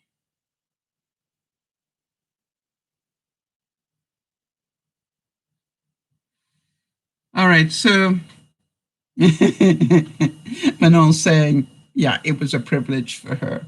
No, it was just your second home, wasn't it? When you got there? I'd hate to think that you felt privileged. I mean, that it was some sort of great privilege. And to me, it was like you always were meant to be there. It's funny, isn't it? It was just like you were not a guest to me at all. You were like a daughter in the instant.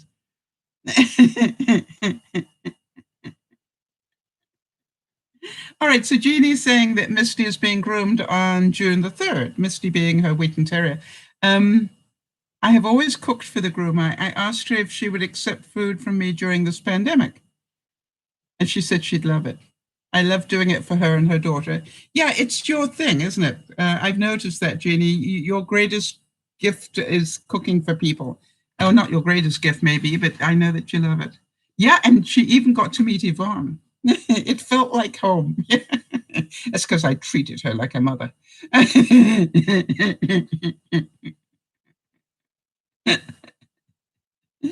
But I want to tell you, it was to me magical. And she got to meet Benji, and she, it was quite funny. You had quite a week of it, didn't you? And the thing was that, she had this incredible week planned here in Vancouver, and then the person that was meant to be entertaining her backed out. And I thought, oh, that we don't do that well in Vancouver. Like Vancouver is a city that is worth seeing, right? Oh, that's interesting when I was saying, nope, you let me face my choices and be responsible for them.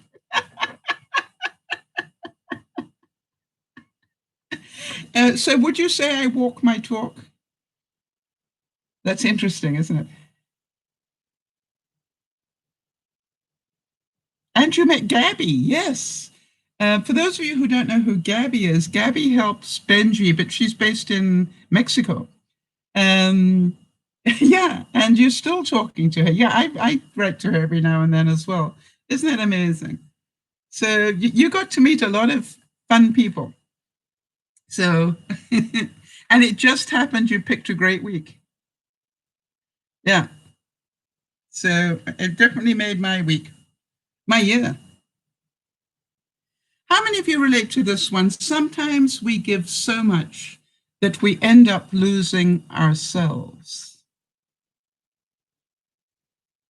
I was started to tell you the story about my multitasking. Because I needed to get in the car and charge it up, I normally go for a drive.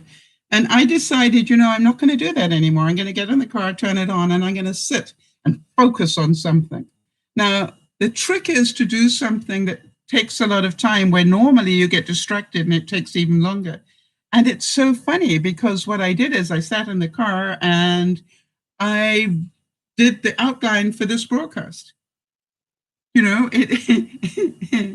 I've decided that's a good use of that hour is to sit down on a Thursday and do and to do that planning. And because in my carport. I've got full internet access, and I just sat in with my tablet and I was working away.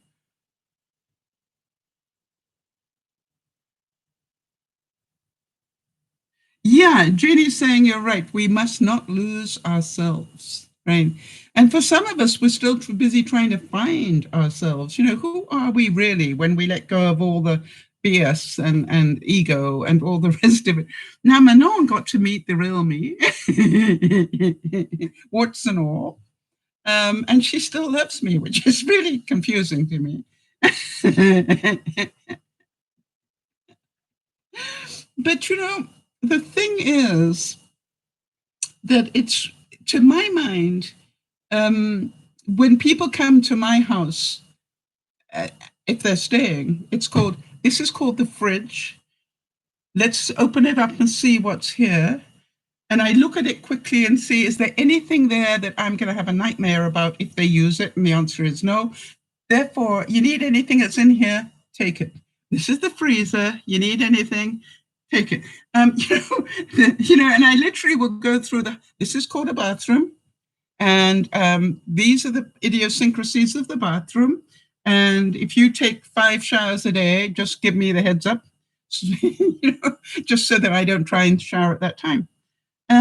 So I think it's really important that, and then after that, you're a family member. She remembers the fridge and freezer. Yeah, this one isn't quite as good. Hang on a second, Manon. This one's a little smaller. Anyway, it's same sort of thing, but just a bit smaller.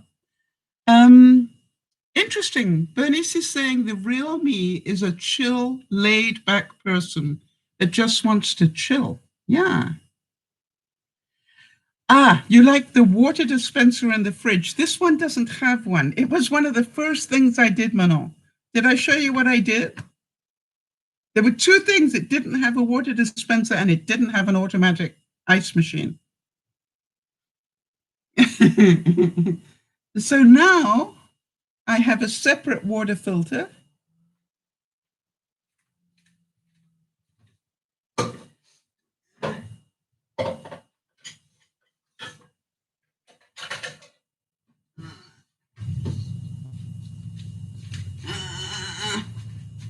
Okay. And I want to tell you, I love it. It's even got a little thingy at the front here that you take out and you can test the water to see how fresh it is. And Manon, I also just bought a standalone ice maker. Because all right, what is this?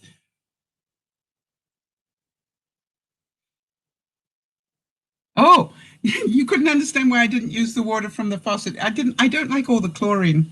By the way, this water, when you visit next time and all, this water comes straight out of a well. This is, and it is so cold that I cannot brush my teeth with it. I have to have separate water sitting in my bathroom at room temperature because the water out of the well is too cold. I want to tell you, really, you learn not to stand in the shower and then turn the taps on. You literally run the shower for a while so it can heat up before you get in. Boy, I want to tell you, that water is cold.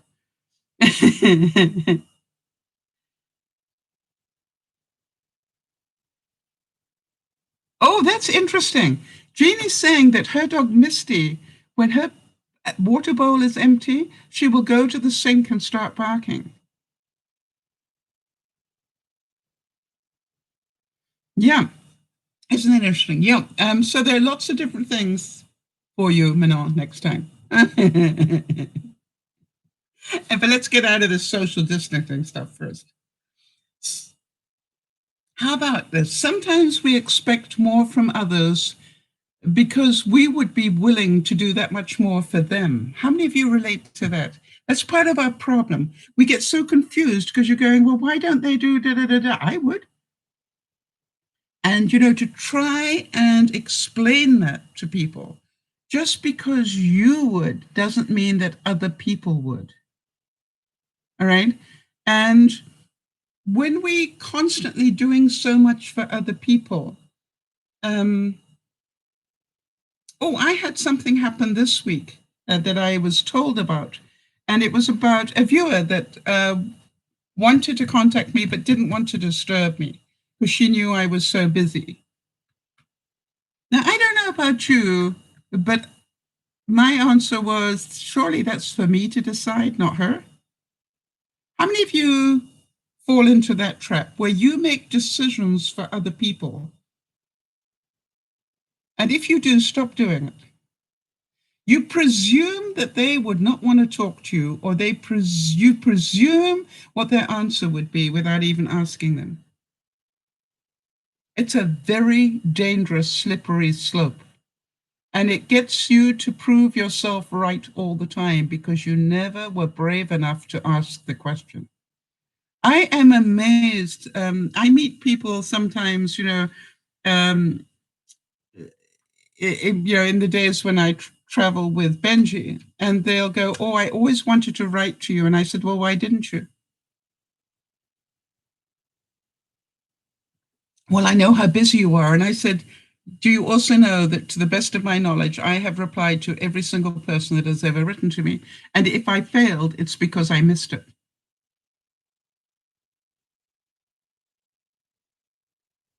Right? It's not because I didn't want to reply. It's one of the things I've always prided myself in. I start my morning by checking, messages. Sometimes I fall behind on things like Instagram and so forth, but it's like, really, I take, if somebody cares enough to write to me, I would like to get back to them.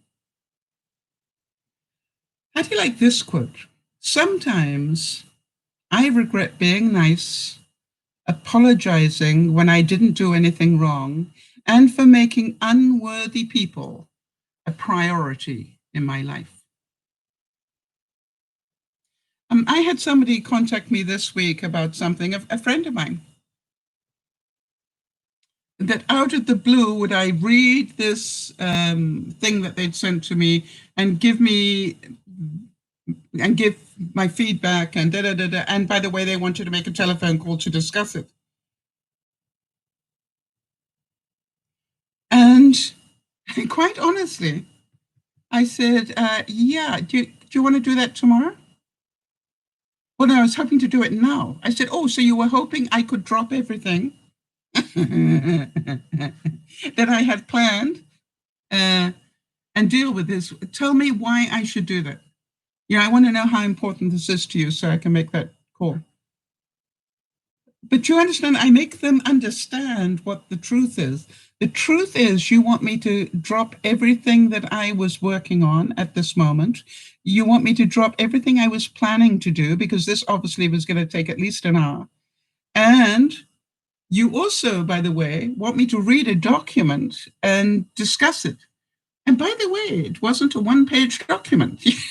So I said, first of all, give me 15 minutes. But when I decided, okay, it was important and I was going to deal with it, I literally said, give me 15 minutes to read the document slowly. Then I can discuss it. And I did. And so, what I think is important is that we understand that other people's timetable does not have to be ours.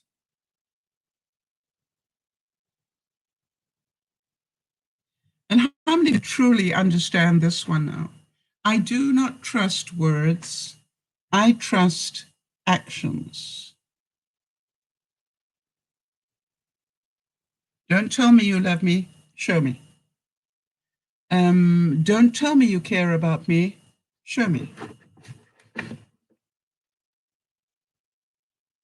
Very important difference. I had too many people in my life that I thought loved me, and I found out that they didn't. How about this one? I'd like to be the sort of person who can enjoy things at the time, instead of having to go back in my head and enjoy them. That you can be in the moment and enjoy. When I go out watering my garden, I enjoy it, right? It's part of my Zen time. It's very much in the present. And you know why? Because I count. You remember what I've always said, if you want to not have anxiety, make sure you're counting on things. And I literally will focus, like the 10-minute rule, but I will focus on a little part of my garden and I will water it and I will count to 10. But while I'm counting to 10 in my mind, I'm also checking the flowers there and enjoying that little space that I'm watering. And then I'll move to the next one and I'll count to 10. And I just keep going around like that. And, if you think about it, it probably takes me about 15, 20 minutes to do. And then I go down to Wormington, as Jody calls it, which is my worm farm and my vegetables. And then I water those. So, it's like but that's a whole different experience out the back. I don't know why. It just is. I was really impressed when I was about to talk to the children this week. Thank you, Judy. When I was talking to the children this week, I put up a flower. And, it was funny because I do this with them because I want them to, understand different flowers and so forth. Let me see if I can show you. I'm pretty sure that all of you will know this one, but that was it.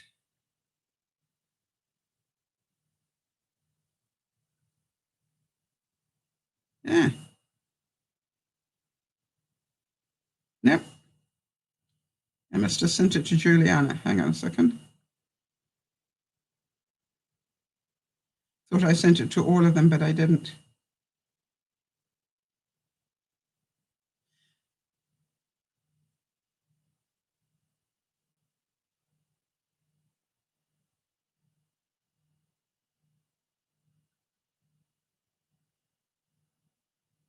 No, not there. I must have sent it some other way. Anyway, but I sent her a picture of a strawberry plant. Oh, no, I did it during the live broadcast.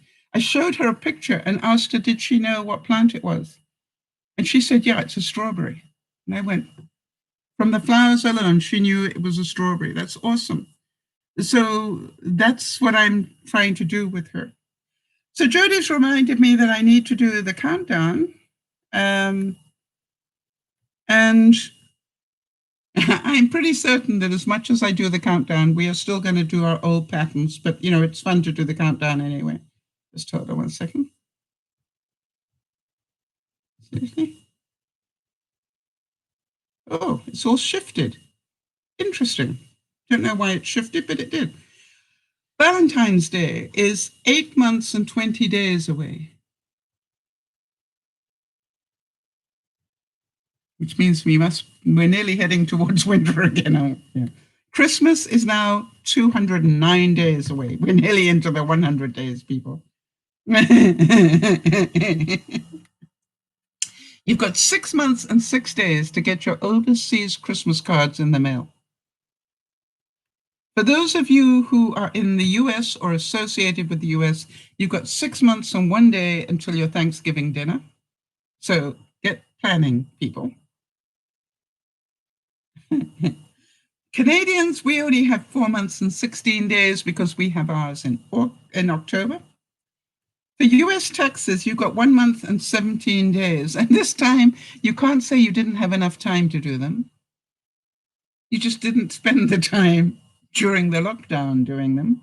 And Canadians, we got 3 days. Never mind, we won't discuss that anymore. All right, summer is just 3 weeks away. For those of us north of the equator, and for those of us south, winter is just 3 weeks away. And by the way, we had a bit of a scare with Lauren this week where she actually had flu symptoms for quite a while. And I'm pleased to report that she's fine.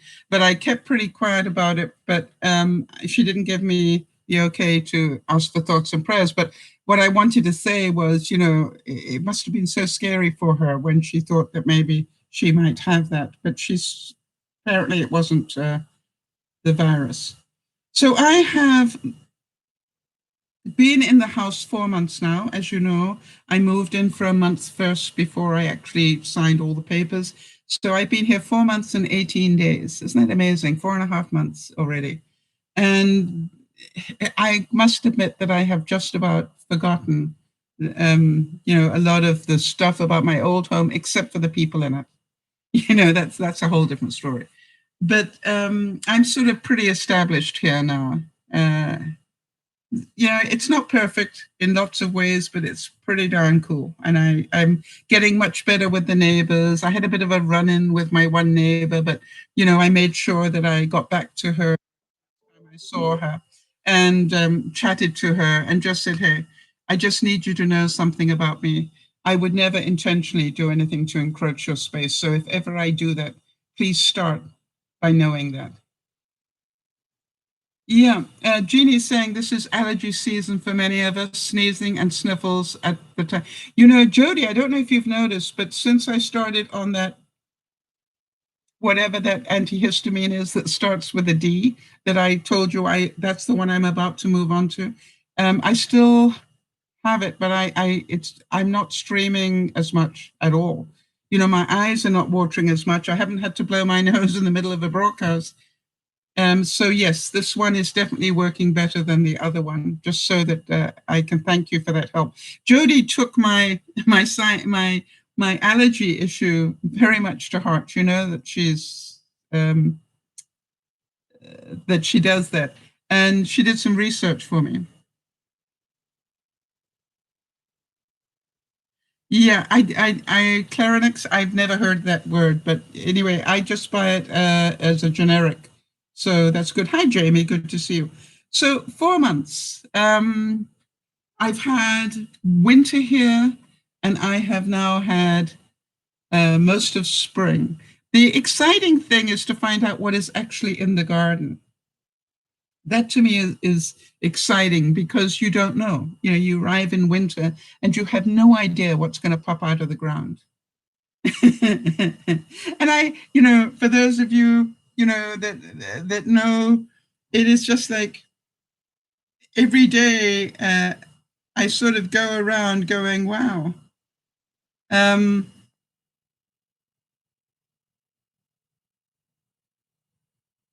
You suddenly, I just walked out and found that in my garden, and I went, that is so amazing, right?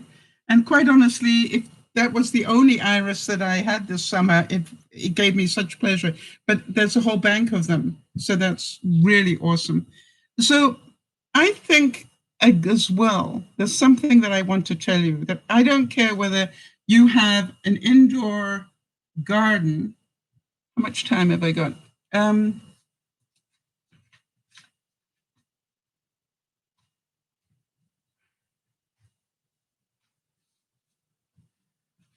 right, just to feed you back a little bit,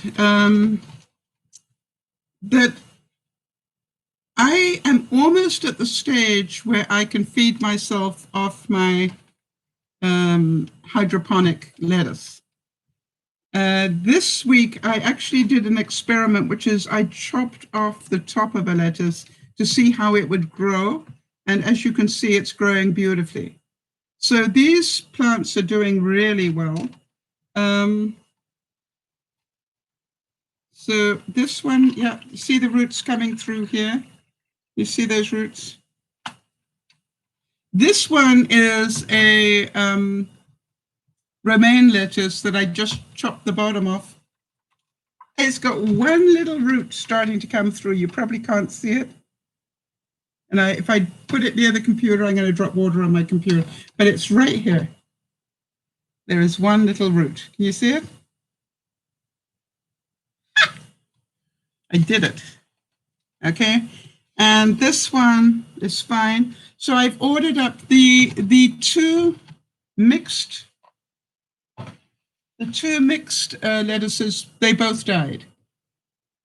They're butter lettuce. I just got them from the store. And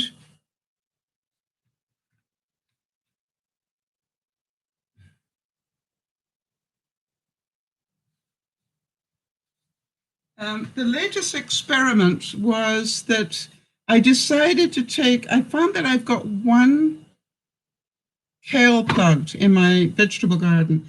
And so what I did was I put the kale leaf like this in water, And it took about 2 weeks, but it got roots. And now that's gone. Kelly the kale, what do we think? Anyway, so now it has become a kale plant in the garden. What I do is I put them in a toilet roll filled with earth so that the roots can grow good and strong. And then when the roots start to come out of the cardboard, you know, the roots are going to be pretty strong to poke their way through the cardboard of a toilet roll. And when that happens, I will then put the whole thing hydroponically into my system. How many of you want to see how I make that? If any of you do, let me know and I'll add it to my tips for the week. But isn't that awesome? I've been harvesting this one since mid-April, I think. Oh, this one is early May. And every week I take leaves off it. This is the mid-April one. How many times have you seen me? And I make salad every other day for 2 days, and I just take spring greens. I mean, it's wonderful. And this one, as I said, this is literally the bottom of a romaine lettuce that I bought. And what I found, you want to understand how I'm doing it. Okay, next week. Okay, guys, next week, the skill will be how to do this. Okay. I will show you. But it's taken me 3 months to get it right. And I think I have now, because the kale worked. By the way, I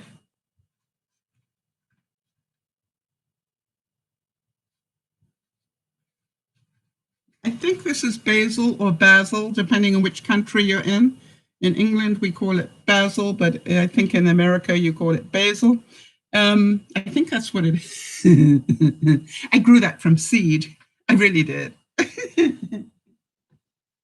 And then, of course, if I haven't killed Tommy the tomato, this is pretty good. But did you all notice the bean?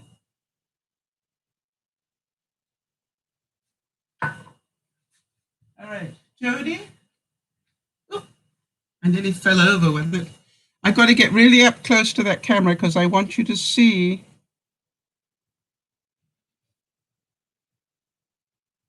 Can you see it's about to flower? And after flowers come fruit. This is so exciting. Or is it just me? And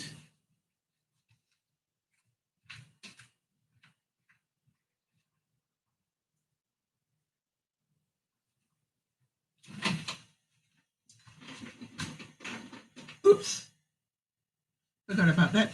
This is 2 of them are in this pot. So what I'm trying to find out is, will they grow inside? Yeah, the bean plant is amazing. You see, because if I can get them growing inside, it means that I've got a problem, Houston. Hang on, I can fix this. That's what I'm aiming for, is can I be self-sufficient in the winter? And I actually am going to be, hold on 1 second, people. If I can stop this falling over, I'd be happy. Yep. Okay, so let me put that away before I do it more damage.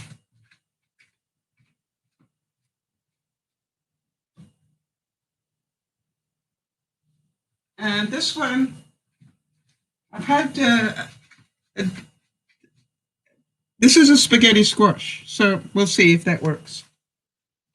Anyway, so this is my new mint growing. You will remember that I grew mint, that was the first thing I started with.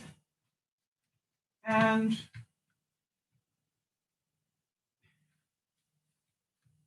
I literally took a couple of pieces from the store and I put them in water until they rooted, and then they were up this high. And so I chopped them all off this week because I like the freshness of the new ones. But I also have put a couple more in to get new plants. And look at that, it's already starting to flower. So I'll take that off. Because we don't want it flowering, we want it to keep growing. So, but I do want to tell you that the best self-watering system I've come up with is the plastic milk cartons. Because, I cut it in half and turn it upside down. And so the inside bit, hang on.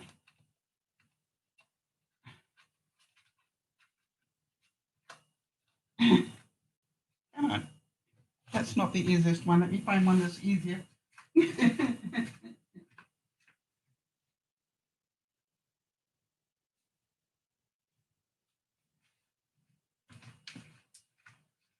Okay, so this is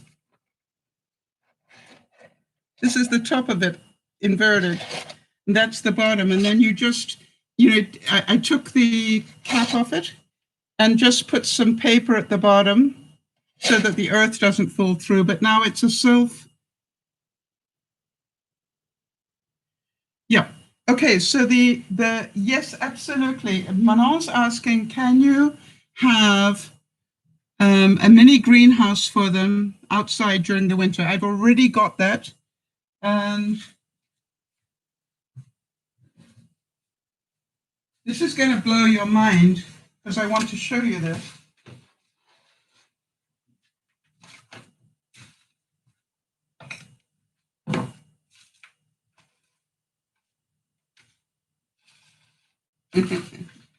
I saw somewhere that if you want to, you can cut one of these and just leave a little bit here so it acts as a hinge.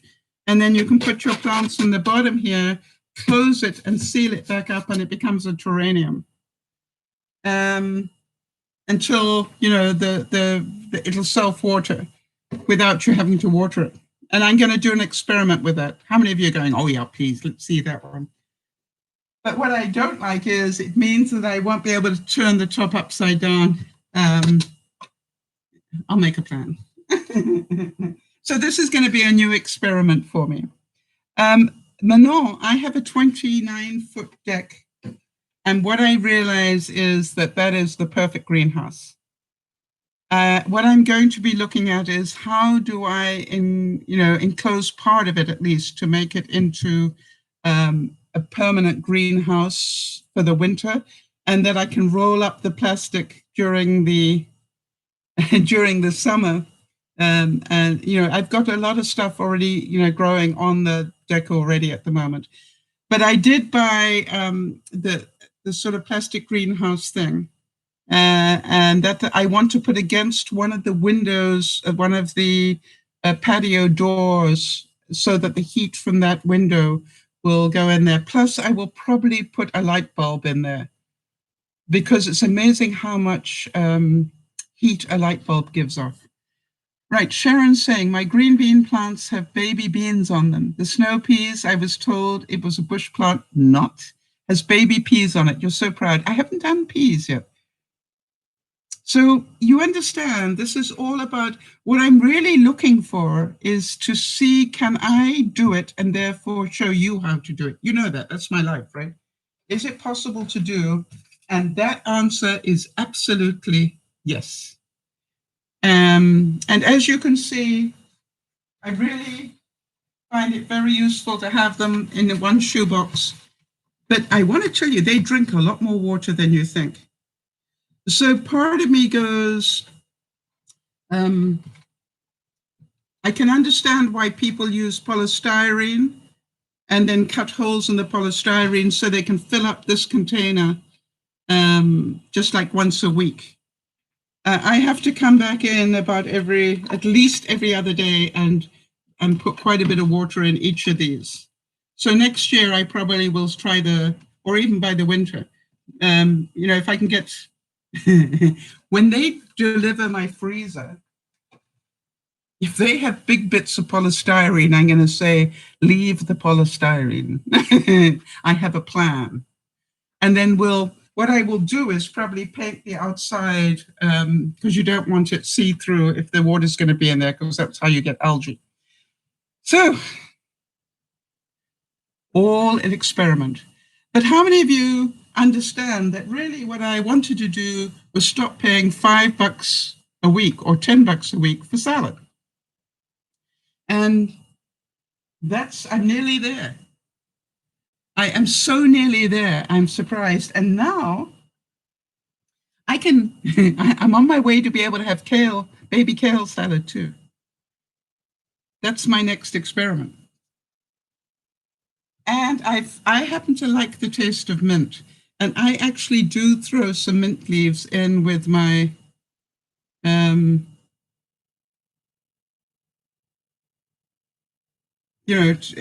throw it in with my salads. But I like the taste of mint. Oh, Jeannie, it's a pleasure. What have you enjoyed of the broadcast, honey? Yes, Jodie's saying she spends a minimum of $5 a week. And so what I'm saying is, if you could do it for half that, even if you understand, I now only have to buy half the fresh lettuce that I was getting. And this week I'm buying 2 more butter lettuces. I do love butter lettuce. And if I haven't totally killed with the coffee grounds that I shouldn't have used, if I haven't totally killed my seeds, I should have other lettuces coming up pretty soon. But boy, lettuce is slow growing, amazingly slow growing. It's like, for those of us who like instant gratification, this is not your thing. Oh, that's interesting. Sakura's saying, I don't like salads. I'm like Judy. I'd rather drink it and have it over and done with. Yeah. I want to tell you that in my vegetable garden, those leeks that I just cut the tops off and put in the garden because they had some roots, I left them in some water to make sure they were properly hydrated. But all 3 of them are growing beautifully, and I just go out every week and cut another one. I don't need more than 3 leeks in my garden. That's what I've discovered. I'm going to bring 1 leek in at the end of the season, or maybe I'll bring 3 of them in because I know 3 is what I use, because I find I'm using leeks instead of onions. Because why? It grows so easily and it gives me that taste. The other thing is I really have enjoyed dehydrating onion. That really, that's a game changer for me. And I now sprinkle that over my salads. It's very nice. All right, so next week, hydroponics, right? That's what you want to learn. How did I do that? Now, I just want to make sure, and I will repeat it again next week, but do you understand it didn't all work all of the time, right? So if you're somebody that cannot handle failure, this is not your game. I probably have lost at least 4 in getting 4 that work. All right. But, to get 4 that work, I want to know how long do they last? All right. How long will they keep growing new little leaves for me? And yes, I do feed them with a low mix of fertilizer.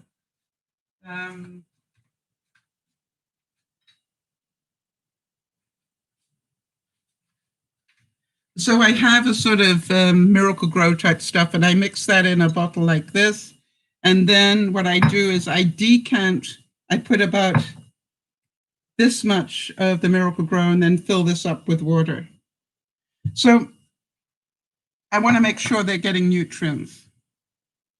All right, so that's it. What did you enjoy most? So what did Jeannie say? I enjoy everything about your plants. I enjoy learning in general. Yeah, well, it's just like, isn't it amazing? It's amazing how simple it is. It's a pleasure, Sakura, as well. Bernice, it's just like, it's like the washing powder we started with. How many of you are going, That was way too easy. All right. So with the washing powder, how much did I pay for the box? Zippo. How much did I pay for marketing? Zippo. How much did I pay for getting it to to the stores? Nothing. You see, I just made the washing powder. Did any of you try the dishwashing stuff? So, it's just like, if it doesn't quite work for you, then go, okay, what does it need more of? And really be prepared to experiment. You are going to save a fortune.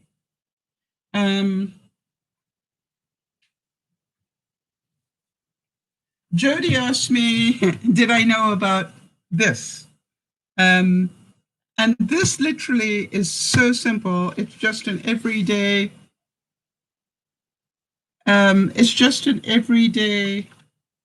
cleaner for me, surface type cleaner. And I literally I put in about this much vinegar and I fill it up, and I don't like the smell of vinegar. But, 2 drops of Dawn, or 2 or 3 drops of Dawn in here takes away the smell of vinegar and gives it the regular blue tint that you like. So I've been making that forever. And the one thing I didn't like was, I've used vinegar to clean, but I never liked the smell of vinegar. But for some reason, if you put a little bit of dish powder in there, dish liquid, it doesn't do that.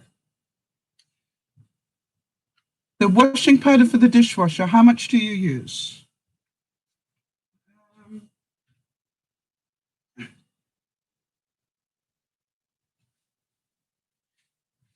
Okay, so last week we made these, and I would use one of these.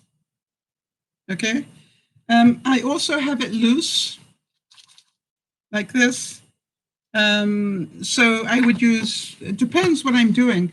For most of it, I just use a teaspoon of it. And if I've got really greasy stuff, I'll add another 2 drops of Dawn in it. If I have really nasty looking stains on stuff, for example, coffee stains or something in cups and things, I will add, a little bit of bleach. It's just like, what I love about it, it's just like, that is the base. What else do I need, if anything? And so these are the ones, you remember I said to you, just make them and leave them for a week? Oops. So here they are. And that's this week's dishwasher tabs. And the crumbly bits go into here. That's my 7th tray. It's so easy. And amazing cost. A box of, just see what you want to put into it, right? Lots of recipes online. I really encourage you to do it, because the price of everything is going to continue to go right up. And you do need to save wherever you can. All right, I need to get out of here. So join us this evening at 7 o'clock Pacific time. Jody's got a whole bunch of great funnies for us, which I will do my best to talk through, as usual. But Jody, I really do appreciate, she's had a tough week this week, and she still put that broadcast together for us. So thank you very much, Jody. And, I kept thinking about her, she's had her, how many years anniversary, Jody? But, it was just like, she still put that together, even though she had all that going on this week. So thank you so much. And then, of course, join us on Sunday as well for Soul Sunday. Jody actually enjoys putting those quotes together for us. So I'm delighted that she does, because I don't have to worry about it. I just have to read them. 20 years, isn't that beautiful? To be in love for 20 years. I think that's magical. All right, everybody. So have a good afternoon. I'll see some of you this evening. And I'm now going to change into my get dirty clothes, make a mess, and then I will be back this evening. So hopefully you learned something today in our skills broadcast. And hopefully, by the way, do you want me to continue doing more of these sort of little things? Because it's all a skill. It definitely is something. Have fun making a mess. Yes, Manon, I will. And Manon, the funny thing is, I think I brought my paints out once since I got here. And I really getting to the point where I'm going, I just want to sit and paint. I think I'd just like to make some fun things for me. And what I really want to do is just make some more beer mats and things, because I love that. I started with that, Jamie, at the front end of the broadcast. I talked about what Martin Luther King said. Did you miss that, Jamie? Martin Luther King said that a riot is a scream to be heard. And I was saying at the beginning that I've been through the Kent riots back in the 50s or 60s. I've been through so many of them, and each time the world got better because of them. And so, the Rodney King, you name it. And so I look at, as terrible as it is to watch, it tells people that you need to listen to us. But here is the other thing I wanted to say. That if you're saying to me, but Sal, look at what happened in Hong Kong, they actually rioted, and look what's happened. All right. China is now imposing full Chinese law on Hong Kong. Remember, that was not a democracy, right? That is the difference. You in the States live in a democracy where the people will be heard. They'll find a way to be heard, and hopefully they will not be silenced because of it. And so I am certain that any human being understands that the police need to keep control, but I think any human being understands that, to actually put that much pressure on somebody's neck is asking for trouble. And it's like when they first brought out the taser and using it willy-nilly and killing people with it. We have to find better ways of doing things. We have to find better ways. And so I think we will, because we will demand it. And so from that perspective, keep your thoughts and prayers, as I said at the beginning, keep your thoughts and prayers for everybody. All right? For George Floyd's family, for the officer that is now being charged with manslaughter, I believe. That's what they said. There may be more charges coming, but I think I saw that they have now arrested him for manslaughter. And when you look at it, we need prayers all around. And don't let us forget that this is a riot that's happening in the middle of a pandemic. And so can you imagine the ripple effect in Minnesota in about 2 weeks' time? I am pretty certain we will see some serious spikes in the virus in Minnesota in 2 weeks. So be prepared, not scared. When it happens, you will go, yep, we thought that was coming. You see, when you think like that, you understand it better and you handle it better. This is DearMamaSal saying thank you for watching. Thank you for learning with me, and thank you for letting me share my experiments. I'm glad you enjoy them. And thank you for letting me share my brain, what little there is. And it does give me great joy to be able to play with these things. So what I want to say is keep learning, really. We do the skills broadcast because it's all about learning. If you stop learning, you will stop everything. And I intend to carry on playing and doing experiments for the rest of my life. And I'm pretty certain you know that. And it's my pleasure to share them. This is DearMamaSal saying, look after one another. But most of all, please, look after yourself.